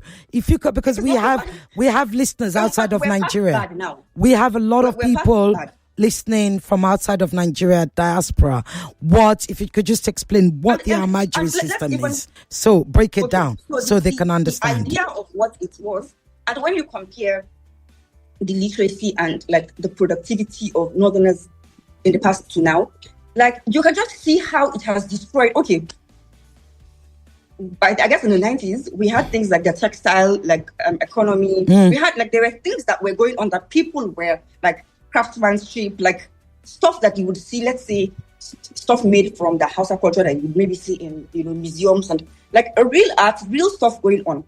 Ever since this Almajiri system started, like, the entire thing was abused, used, became an avenue for all sorts of nonsense. Even because what is Almajiri? That's what I'm saying. If you could break that for our foreign listeners, so what is Almajiri? So the Almajiri is what it's supposed to be. It's supposed to be children in a school learning about Quran, Arabic, because obviously we believe as Muslims that learning Arabic and learning the Quran makes you smarter. It opens your brain, right? So the idea is for them to go learn these things, learn how to be a human being, be part of society, all of these things, and then use that knowledge to become better people, right? But then obviously, it just became using them as beggars. And also, by the way, before I forget, because I do mental health, that's why you're here. Children have no idea, right? The abuse that they go through. So a lot of people just think, okay, because they're not in school, there's also the mental health aspect where a lot of these children are being chained. A lot of these children are being starved. When they go and beg, they come back and they give the food, they give the money to the people that are supposed to be. It's crazy. There's a lot of abuse mentally that goes unchecked. And I guess because people don't really care about the children, nobody cares that this thing is happening. But it's really bad. It's really bad. Some of them are treated how you go to an asylum and you see people being beaten, people being chained, people not getting food for punishment. These things are happening in the north as well. And I don't understand why nobody is even talking about that aspect, because that aspect is probably one of the reasons why the children are, as weird as they are right now. So, I don't even know, to be honest. Nobody seems to care. Till now that I'm speaking, it just doesn't seem to me like anybody cares. And then we had somebody like Goodluck, President Goodluck Jonathan, who seemed to care. At the very least, he created Almajiri integrated model schools. What happened to those? No idea. But he seemed like he was genuine when he was doing it. But I mean, I guess nothing came out of it, right? It's so sad, to be honest. It's so sad because the rest of the country. Okay, a lot of people would say this is Islam. It's the Muslim system. It's Islam that's doing this. That's what Islam teaches them. That's a lie. If that is Islam, then why are the children of the Qataris or the Emirates or the children in the South, why are they uneducated and why is that only in Nigeria here? I mean, Nigeria is not the only Muslim country, even in Africa. Why are other Muslim communities thriving? It's not. It's just exploitation. We have a culture of silence in Arewa. We have a very I think it's only in the past maybe 2 weeks or 3 weeks, like very recently, that I have seen like a lot of people coming out to talk. But like nobody used to say anything, because the moment you start talking, they'll screenshot your face, they'll put it, and then they'll make a video talking about how you're not a good Muslim for doing what you're doing. So they use that as like a tactic to I don't know, to silence. I guess make you yes, because we have a silence culture. And the people that come out and talk are deemed to be too, I don't know, Western, they're not following the religion. But the reason why I speak out now is because I've realized that they're actually hypocrites. And why would I care about what a hypocrite thinks of me? Like, I don't care if you think I think you're a hypocrite. So, I mean, I guess everybody has their thoughts in their head. So, I guess we can all have what we're thinking about each other. Yeah. But it's because of the silence culture. It's because of the penalties that people get for speaking. Let's even talk about this Hamdia girl that I heard that it's so crazy. But her case is like so sad. It's so shocking. It's so barbaric. Like, I don't understand why that is still a case that is happening today, like in 2025. Sorry. It's crazy.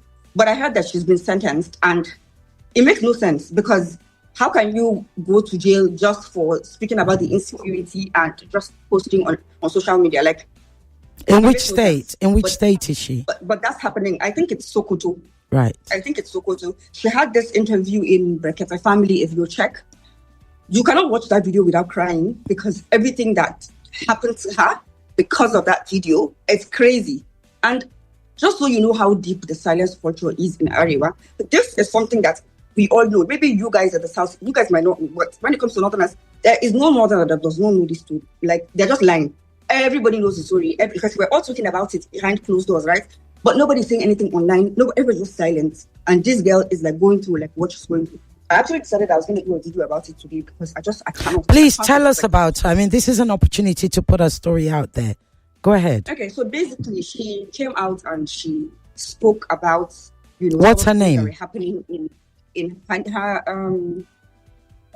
sorry, what's her name again? Is it Hamdia? Wait, let me check. Okay.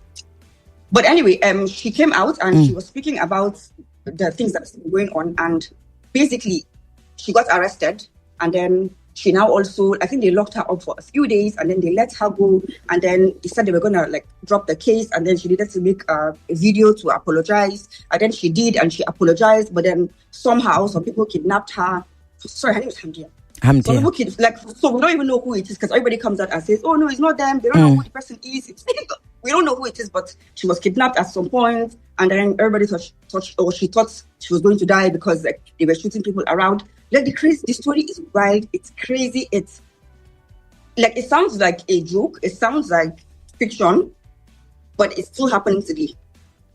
Like, it's just oppression on a scale that I just don't even understand how it can still happen. And the fact that can still happen to a person in Nigeria today, just because she's from the north, like, it's just crazy. Like, the abuse is crazy to me.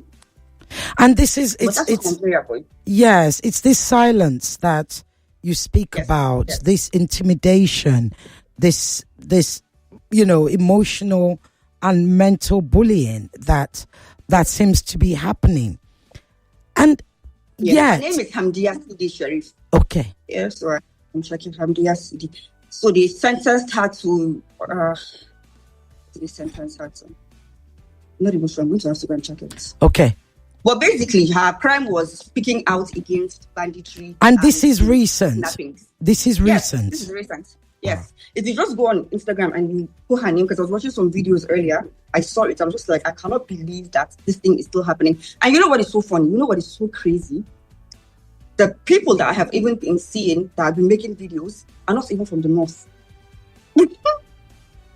So embarrassing. It's actually so embarrassing that the people that are actually coming out and they're angry about it and they're speaking out, they're not even from the north. Like, they're the ones that are actually shouting and like asking. I think that their irritation is they don't understand why we are quiet and we're allowing this to happen to her. I mean, it's something that we should all be ashamed of. But, it is what it is. Yeah, and yet, one of the things that when you go to the north, one of the things that jumps out at you is abandonment. Yes. And especially of women. You know, I went to I went to a meeting at it wasn't a meeting, it was an event. The bill that they were trying to pass, the women inclusion bill, where I guess because Nigeria keeps coming last in some statistics and metrics where they rate Nigeria with other countries. And they decided that they were going to push a bill where women would have their like reserved seats and all. Yes, reserved seating for women in Parliament. Yes. Yeah. So we went to an event in the British Council. This was like a month ago, or a month and maybe a few days ago. And then one of the women, I think she works in the British Council, so she's British. She was talking about how she went to, I don't remember which of the northern states it was. I don't know if it was Kebbi. I don't remember which one. But she went there. And you know how you have, like, let's say, the commissioner of, like, women affairs or, like, anything that has to do with women. She went there, and a lot of the jobs that were supposed, like, this is a woman, like, this is a job that is for, like, the men were the ones occupying that office as well. I was so shocked. Like, I was so shocked. She said she spoke to him and he was embarrassed because, I mean, of course, you know that what you're doing is wrong. I mean, if you have, let's say, 30 seats, and only one is reserved for women, and you still go ahead and put a man. What does a man know about what female experience is, or what it feels like to be a girl child in Nigeria? What does a man know about that? So let's talk about then how can that be changed? You know, an intelligent, super smart, a mental health expert, and And there are many like you. I have many friends, female friends from the north who are superbly smart and intelligent, right? How can that be changed? The problem is that the culture is too deep-rooted, and people like me and the others are probably going to be considered with maybe some funny terms that I would not probably want to mention here, right? People that are actually, that you think is positive to be like this, they don't see it that way. And I've come to the point where I've realized that the problem is mostly the older generation, and the older generation are still occupying the spaces. So as long as these people are still occupying those spaces, nothing is going to change. Because if anything was going to change, it would have changed. I just don't. So you don't think this moment, indeed, this designation from President Trump, this heightened insecurity, across the country, especially in the north, this sort of spotlight that is being placed certainly on government, especially northern governors. You don't think that's going to make a difference? It's going to force a change? No, I don't think, not so much. No, not so much. Because, I mean, there's this proverb in Hausa that is like, if something is going to be good by Sunday, you would know by Thursday. Right. Yes, there are people that are, like, a lot more people are speaking out. When I go, at least in fact, because I remember when the bandits used to post, like, a lot of videos of, like themselves, like, chilling or, like, with the weapons and all that. And, of course, if that was Yahoo boys, like, I know Insta blog would have been on fire because they'll be dragging them. Like, Southerners would have been dragging them. Like, they are not going to tolerate it.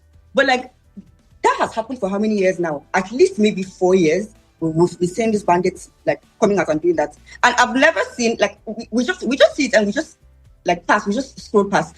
But lately, I've actually, been seeing a lot of people coming out and speaking. A lot more. Yes, it's good. Right? Even the women, thank God. At least. I guess we're getting to a point where they just don't really care what the older, clerics have to say. Indeed. But my point is that, yes, there are more people that are speaking, but relative to the problems that we have, the level of speaking and the level of, like, people, like, trying to push for change does not even come any way close to what is needed for anything to change. Like to just even to move, let's say it's a pendulum bulb or something, just to move it, like, to a degree that, okay, we would see that there's something changing. I don't think that there's enough attention, enough people coming out speaking, enough, like, motivation for anything to change. Yes, it's better, but it doesn't even come close to being enough. Indeed. So it is still an issue. It is still something that But are there, before I come to the calls, and I will be coming to your calls because I know I can see you're all calling. Before I go to the calls, I just have two more questions. I'm presuming, or correct me if I'm wrong, there are Arawa groups, women's groups, progressives, Arawa progressive groups, or that sort of thing, either whether it's women only or with, both male and female. Right. Arewa has like, let's say, of course, there are a lot of Muslims. Of course. Okay. So, their group, let's say, for example, there are groups like, let's say, Matan Zumunta. I don't know, like, it's a Hausa group. It's Northerners, but it's Northern women, but it's not the Muslim women, it's the Christian, because there are a lot, like, even of course, it's about 60-40. There are yeah, Christian. Correct. So even when you see these things, it is not the Muslim people, the Muslim, it's the Christians. And the problem with that, I mean, okay, no, there's no problem with that. It's a good thing. But the problem for, I guess, the Muslim side of Ariwa is that nobody expects that Christians, because when you see these children around, they're all Muslim kids. So it's not like the Ariwa children that are out of school is all the Ariwa children. It's the Muslim Ariwa children, not the Christian. The Christian children Ariwa, they are all in school. Do you understand? So you have to understand that the issue is not just like black and white. Like there's also like, it's so deep, like it's in the family as well. It's in the family units as well. Like that's how deeply ingrained it is because of, I guess, the kind of preaching that we hear and, the bias against women. Because if you just look at the statistics and just see how the Christians are in school in the north and the Muslims are not, like it's a no-brainer, and it's just crazy to think about. And the fact that nobody cared, like nobody cares. But this is where. This is where one of the things that is shocking, because I have spoken to and interviewed, clerics. In fact, I have a friend, my cousin, who is a practicing Muslim, who has read the Quran, the Torah, and the Bible back to front, and will give you all the stories and the interrelated. And I also have another friend like that whose mother is Christian and his father is Muslim. They're Southerners, they're Yorubas, and I know Yoruba, we have a plurality in that way. We're a very plural society. But where I'm going is what they always tell me, and others, I've interviewed so many others, what they tell me is that, look, Islam says you must educate. Islam is about education. You must study.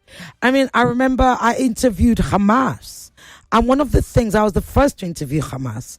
And one of the things, and I've interviewed them many times and we'll get in touch. And the one thing I noticed is they were all doctors. So I did have to ask off record. I said, I don't understand. Why is always doctor this and doctor that and whatever? So they said, well, in Islam, you have to study. So it's either their PhD or their medical doctors. So why is that different in Muslim northern Nigeria, according to what you're telling us? It's because in northern Nigeria, the Muslims mix culture and religion. That's the problem. So I'm going to give you an example, right? Now, as I'm here speaking out, I told you about how I also didn't used to say anything until I realized that they were hypocrites. And I realized, I don't really care what a hypocrite thinks of me, so I'm going to speak out, right? The point is that the culture of Ariwa is mixed with religion. So they say cultural things, and then they make it seem like it is religious things, which is a big problem. Even when it comes to even like marriage issues or polygamy issues or any sort of issue in the West, even just me coming here and like speaking out on the religion says that, anytime you see injustice, you're supposed to say something, do something. If you can't do something, then say something at least. If you can't say something, then the least of faith is for you to actually just hate it. Like you have to hate it in your heart, right? So you cannot tell me that I am wrong for coming out to speak about a problem that I can see people are facing and then tell me that it's only Islamic because I came on. You cannot tell me that. That is a cultural thing. But because the cultural thing has been ingrained so much in the society, they take cultural things and then they preach and then they say those cultural things and make it to be religion. And everybody toes the line because the bullying is crazy. Everybody toes the line because like a lot of people just cannot shout. But a lot of the issues that, let's even say, for example, when you think of like the divorce rights of women in Islam, you would be shocked. Yeah. You would be shocked Yeah. at the amount of rights that women have. Absolutely. But when you come to Nigeria, what they say to you, in fact, they tell you that if you even complain, you are sinful for complaining. And then they take the culture and then they make it into religion and then they bully everybody into submission. That's what they do. And which is the problem. The first revelation that was to our prophets in Islam, the very first, like this is the first thing, was read. It was Iqra, read. So reading is part of it. In fact, reading and studying and having knowledge is part of jihad. Absolutely.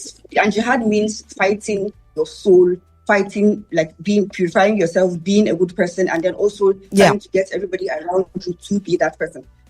Being knowledgeable, having a purpose in life, because in my religion, everybody has a purpose. You're supposed to search your purpose and use it to help benefit people, right? So whatever your purpose is, maybe you're supposed to be the one that will be the lawyer in your community and you're helping your community. That's what we're supposed to do. And then on top of that, pass it down to your children, because the stations in my religion of like how good you are and like the people that should have the most respect in the society, according to the religion, are people that learn and people that teach. The teachers, the scholars, have the highest like, yes, they have, yes. Even when it comes to marriage, the things that you're supposed to look at as a human to marry someone, like apart from like their lineage, maybe I don't know, baby beauty, whatever. Knowledge is part of it. Like without knowledge, how are you even going to worship God if you don't know who He is, if you don't know what He stands for? But the way it's practiced in Nigeria, it's just become too toxic. It's too toxic to even think of. Even just the fact that I am even speaking here, how many people are even going to allow their wives to come out and speak? Like, thank you. Most of them don't. They just, as far as they're concerned, it's wrong. Okay, so we're supposed to just be in the house and we should just be crying. That's all. Just cry every day. And so it's not like even the cry itself. If the cry is too much, they'll tell you that the cry itself is sinful. That's how they behave. Yes. Yeah. The only thing that they would never accept anything else but total obedience and total silence, and it's just getting ridiculous. And that is not Islam. And that is not Islam. And that is not Islam. Because we have Islam in Edo State and it's totally, we forget. Yes. Yorubas, yes. Yoruba Christians, why are they not fighting? Like, and that's one thing I've asked them, like, okay, Yoruba have a lot of Muslims and they live with the Christians. Why are they fighting? Why are they not fighting? So it's a culture. You guys will take culture and make it into religion and then twist it to oppress each other for whatever reason that it is. Thank you very much. So it's just ridiculous. Right, I'm coming to your calls now. Make it short, sharp and succinct. Ask the question, please make it short. We don't have time. Okay. Hello. Good evening, Mom. Good evening, Mrs. Aboli. Good evening. Very quickly. Quickly, I love the way your guest speaks. She has opened up a whole lot of things this evening. A question to her this evening would be, are you a proud Nigerian in the face of ongoing events? And if we're saying this is not Islam, why do these people chant Allah Akbar even as they slit people's throats? Okay. Second question. No. One. The lines are going. Thank you. Right, Aisha, you've heard that. Hold on to that. Let me pick up another call. Hello. Yes. Hello. Good evening. Good evening. Yes, good evening. When I'm supposed to get answer your guest. I can't hear you. Sorry, you need to speak up, please. Can you hear me? Yes, better. Okay, yeah, no. So, like the last caller said, the thing is that, and also I want to call earlier, when they're talking about maybe this ethno-religious issue in Nigeria, right? Especially talking about Islam, nobody is saying, at least, like Shia Raleigh said right now in the Southwest, Madam Sisioge, we have interrelationship, even both with Muslims. Yes, I've said so. Yes, yes. Exactly. Yes, I need you to go to your question. There's no time. You know what? It is even less than 3 years ago now that will now begin the consciousness of, am I really that distance apart from a Muslim? Because we hit I need you to ask your question, sir, because I don't have time. Okay, literally, we don't have time. Fine. The question, no, I've not even asked the question. I'm just listening to her. But she asked me, the question is that, what can we do? What can you do as do about what? Now, because I'll see you. I say, yes, what can you do? Maybe to reorientate the religious principalities who have used religion, especially Islam, to weaponize and suppress and repress even the large community of the Islamic Let world. me give her a chance to answer because the lines are going. Right, Aisha, if you can answer those in like a minute, those two questions. The first question is from Mrs. Oboli, why do these people chant Allahu Akbar, Allah is great, when they commit these atrocities? I guess she's talking about the terrorists. And also this gentleman whose name I didn't get, who said, what can be done to actually integrate, perhaps lift the North beyond, this religious division or weaponization of the Islamic religion? Okay, so basically, because I want to just make you compare, right? Mm-hmm. Sometimes when things happen to you, to people that are not Muslims, they say things like Jesus as well, right? Not necessarily when they're doing something wrong, but this is a phrase that they use, right? Yeah. So this is just something that as Muslims, we grow up with. And because we grow up with, I think that's just a phrase that they like to use because they've heard it being used in the same circumstance. So now, from childhood, we've been watching Al-Qaeda, we've been watching ISIS, I think they're just saying it because that's what they've been saying. That's what they've heard. Also people that others say. That's number one. But I know that you can also further ask, okay, if that's the case, then why are the other ones that are doing the Al-Qaeda, why are they also saying it? And for me, one of the reasons that I think they're doing that is there are a lot of people that are funding these terror groups that are not actually Muslim, right? I have seen so many videos where they find out that maybe some big Islamic cleric that is always like trying to say negative, like trying to get people to do bad things, were actually not even Muslims. They were being paid to do that, right? So I think there's a lot of propaganda in it, in the sense that there are a lot of people that just want to tarnish the name of the religion just because they hate the religion. And so they fund a lot of these terror groups. We all know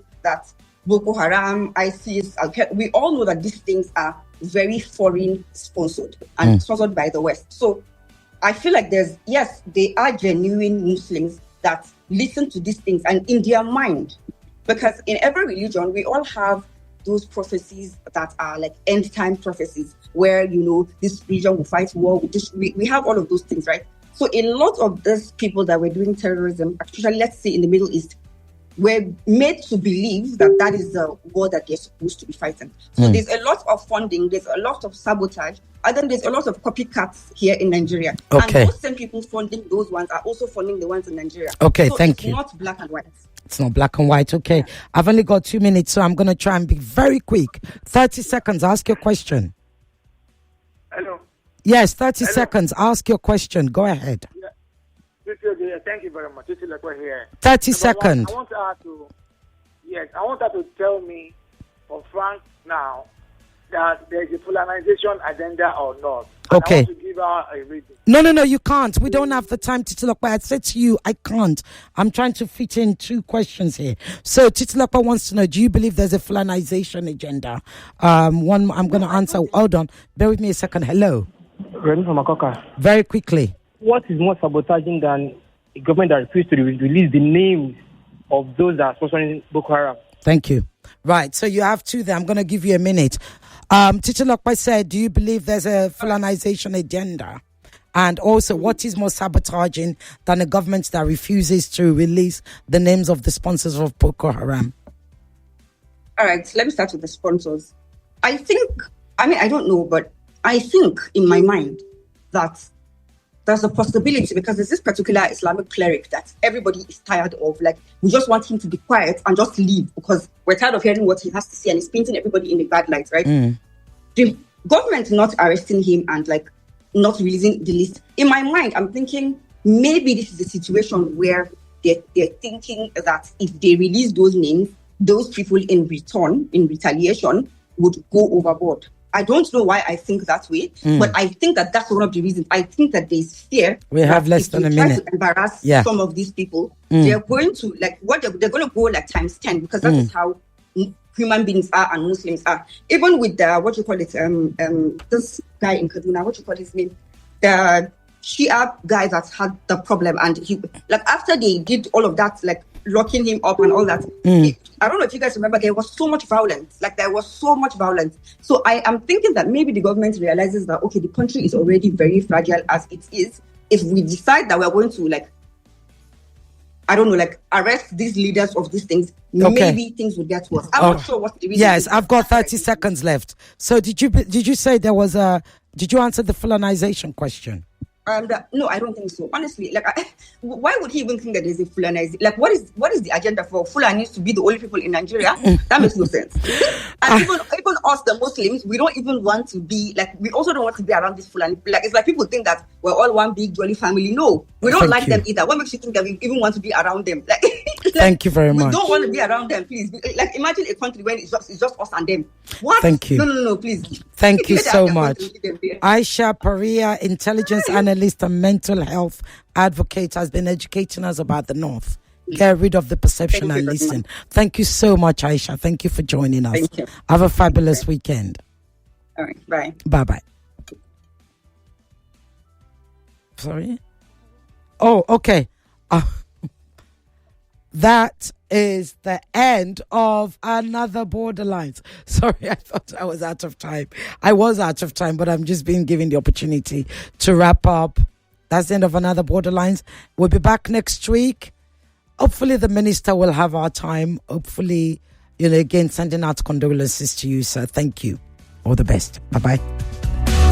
To make your clothes look and smell amazing, it's with 2x perfume, so every wash releases a burst of long-lasting fragrance. It's soft on clothes with Color Guard that leaves your colored clothes vibrant and bright. So Clean Pink delivers great cleaning while treating your fabrics to a touch of luxury. Feel the pink with So Clean, the #1 pink detergent. Lagos, are you ready? The countdown to Christmas begins at the first ever Ajoyo Pre-Christmas Fair, happening Sunday, November 30th, 2025 at Balmoral Convention Center, Victoria Island. A Christmas fair for everyone. Kick off the festivities with Ajoyo's lineup of glad tidings. Enjoy soul-stirring performances from Loud Urban Choir as our hosts Bam Bam and Feso take us on a magical journey. Dazzling dance showcases, drama, comedy, and a magical Christmas tree lighting ceremony. Let your taste buds be the judge at our sizzling jollof cooking competition and family fair. Shop festive merch and discover surprise gifts beneath the Christmas tree. And when the lights go down, turn up for an unforgettable after party to set the tone for Dirty December. Ajoyo Christmas Fair, Sunday, November 30th. Let the countdown begin. To register, visit www.ajoyo.org. Hey there, mums and dads. Did you know that some children are picky eaters and also do not get enough fruits and vegetables from their diet? Well Kid Baby and Infant Syrup is a food supplement from Vitabiotics that contains 14 vitamins and minerals, including vitamin C and zinc, as well as flaxseed oil, which supports brain development and all-round health. Well Kid Baby and Infant Tasty Syrup is for children 3 months to 5 years of age. Give your young ones a good start with Well Kid Baby and Infant from Vitabiotics UK. Available in pharmacies near you. Introducing So Clean Pink Detergent, Nigeria's first pink detergent innovation, specially formulated to make your clothes look and smell amazing. It's with 2x perfume, so every wash releases a burst of long-lasting fragrance. It's soft on clothes with Color Guard that leaves your colored clothes vibrant and bright. So Clean Pink delivers great cleaning while treating your fabrics to a touch of luxury. Feel the pink with So Clean, the #1 pink detergent. Progress isn't one big break. It's in the little wins that happen every day. Like when you finish selling your goods before noon. Or when your customer says, "I'll be back tomorrow," and actually comes back with a friend. It's being able to say yes when your child makes a request. Or hitting your honeymoon savings target every month without fail. Progress is knowing you're not doing this alone. That you have a bank that sees your effort, understands your journey, and supports you at every stage. Download the MoneyPoint app today. MoneyPoint, made for your progress. The energy from breakfast doesn't last my child the whole day. By halftime, your champ will be low on energy. That's why break time is the right time to refuel with the nourishing Milo drink. Keep your champ in the game with a Milo drink in their lunchbox. It's made from the goodness of malt, milk, cocoa, and contains iron and calcium. Milo drink has a great taste your champs will love and a nourishing energy to help them make the most of every day. Milo, energy to go further. Milo! Update. Here's the gist. New Good Mama detergent delivers expert cleaning and fragrance boosters for extra freshness. All in a freshening pack made for your upgrade. Try it today. Good Mama, the washing is fast.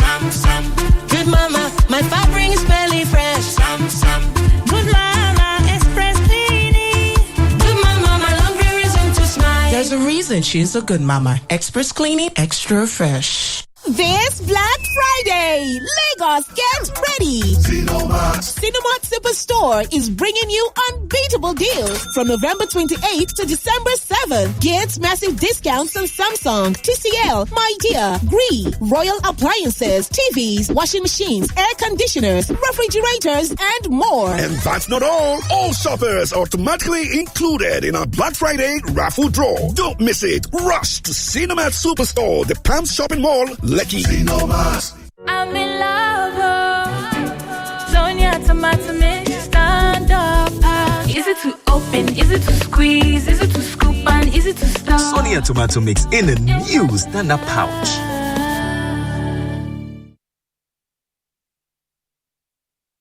Lagos, are you ready? The countdown to Christmas begins at the first ever Enjoy Your Pre-Christmas Fair, happening Sunday, November 30th, 2025. Introducing So Clean Pink Detergent, Nigeria's first pink detergent innovation, specially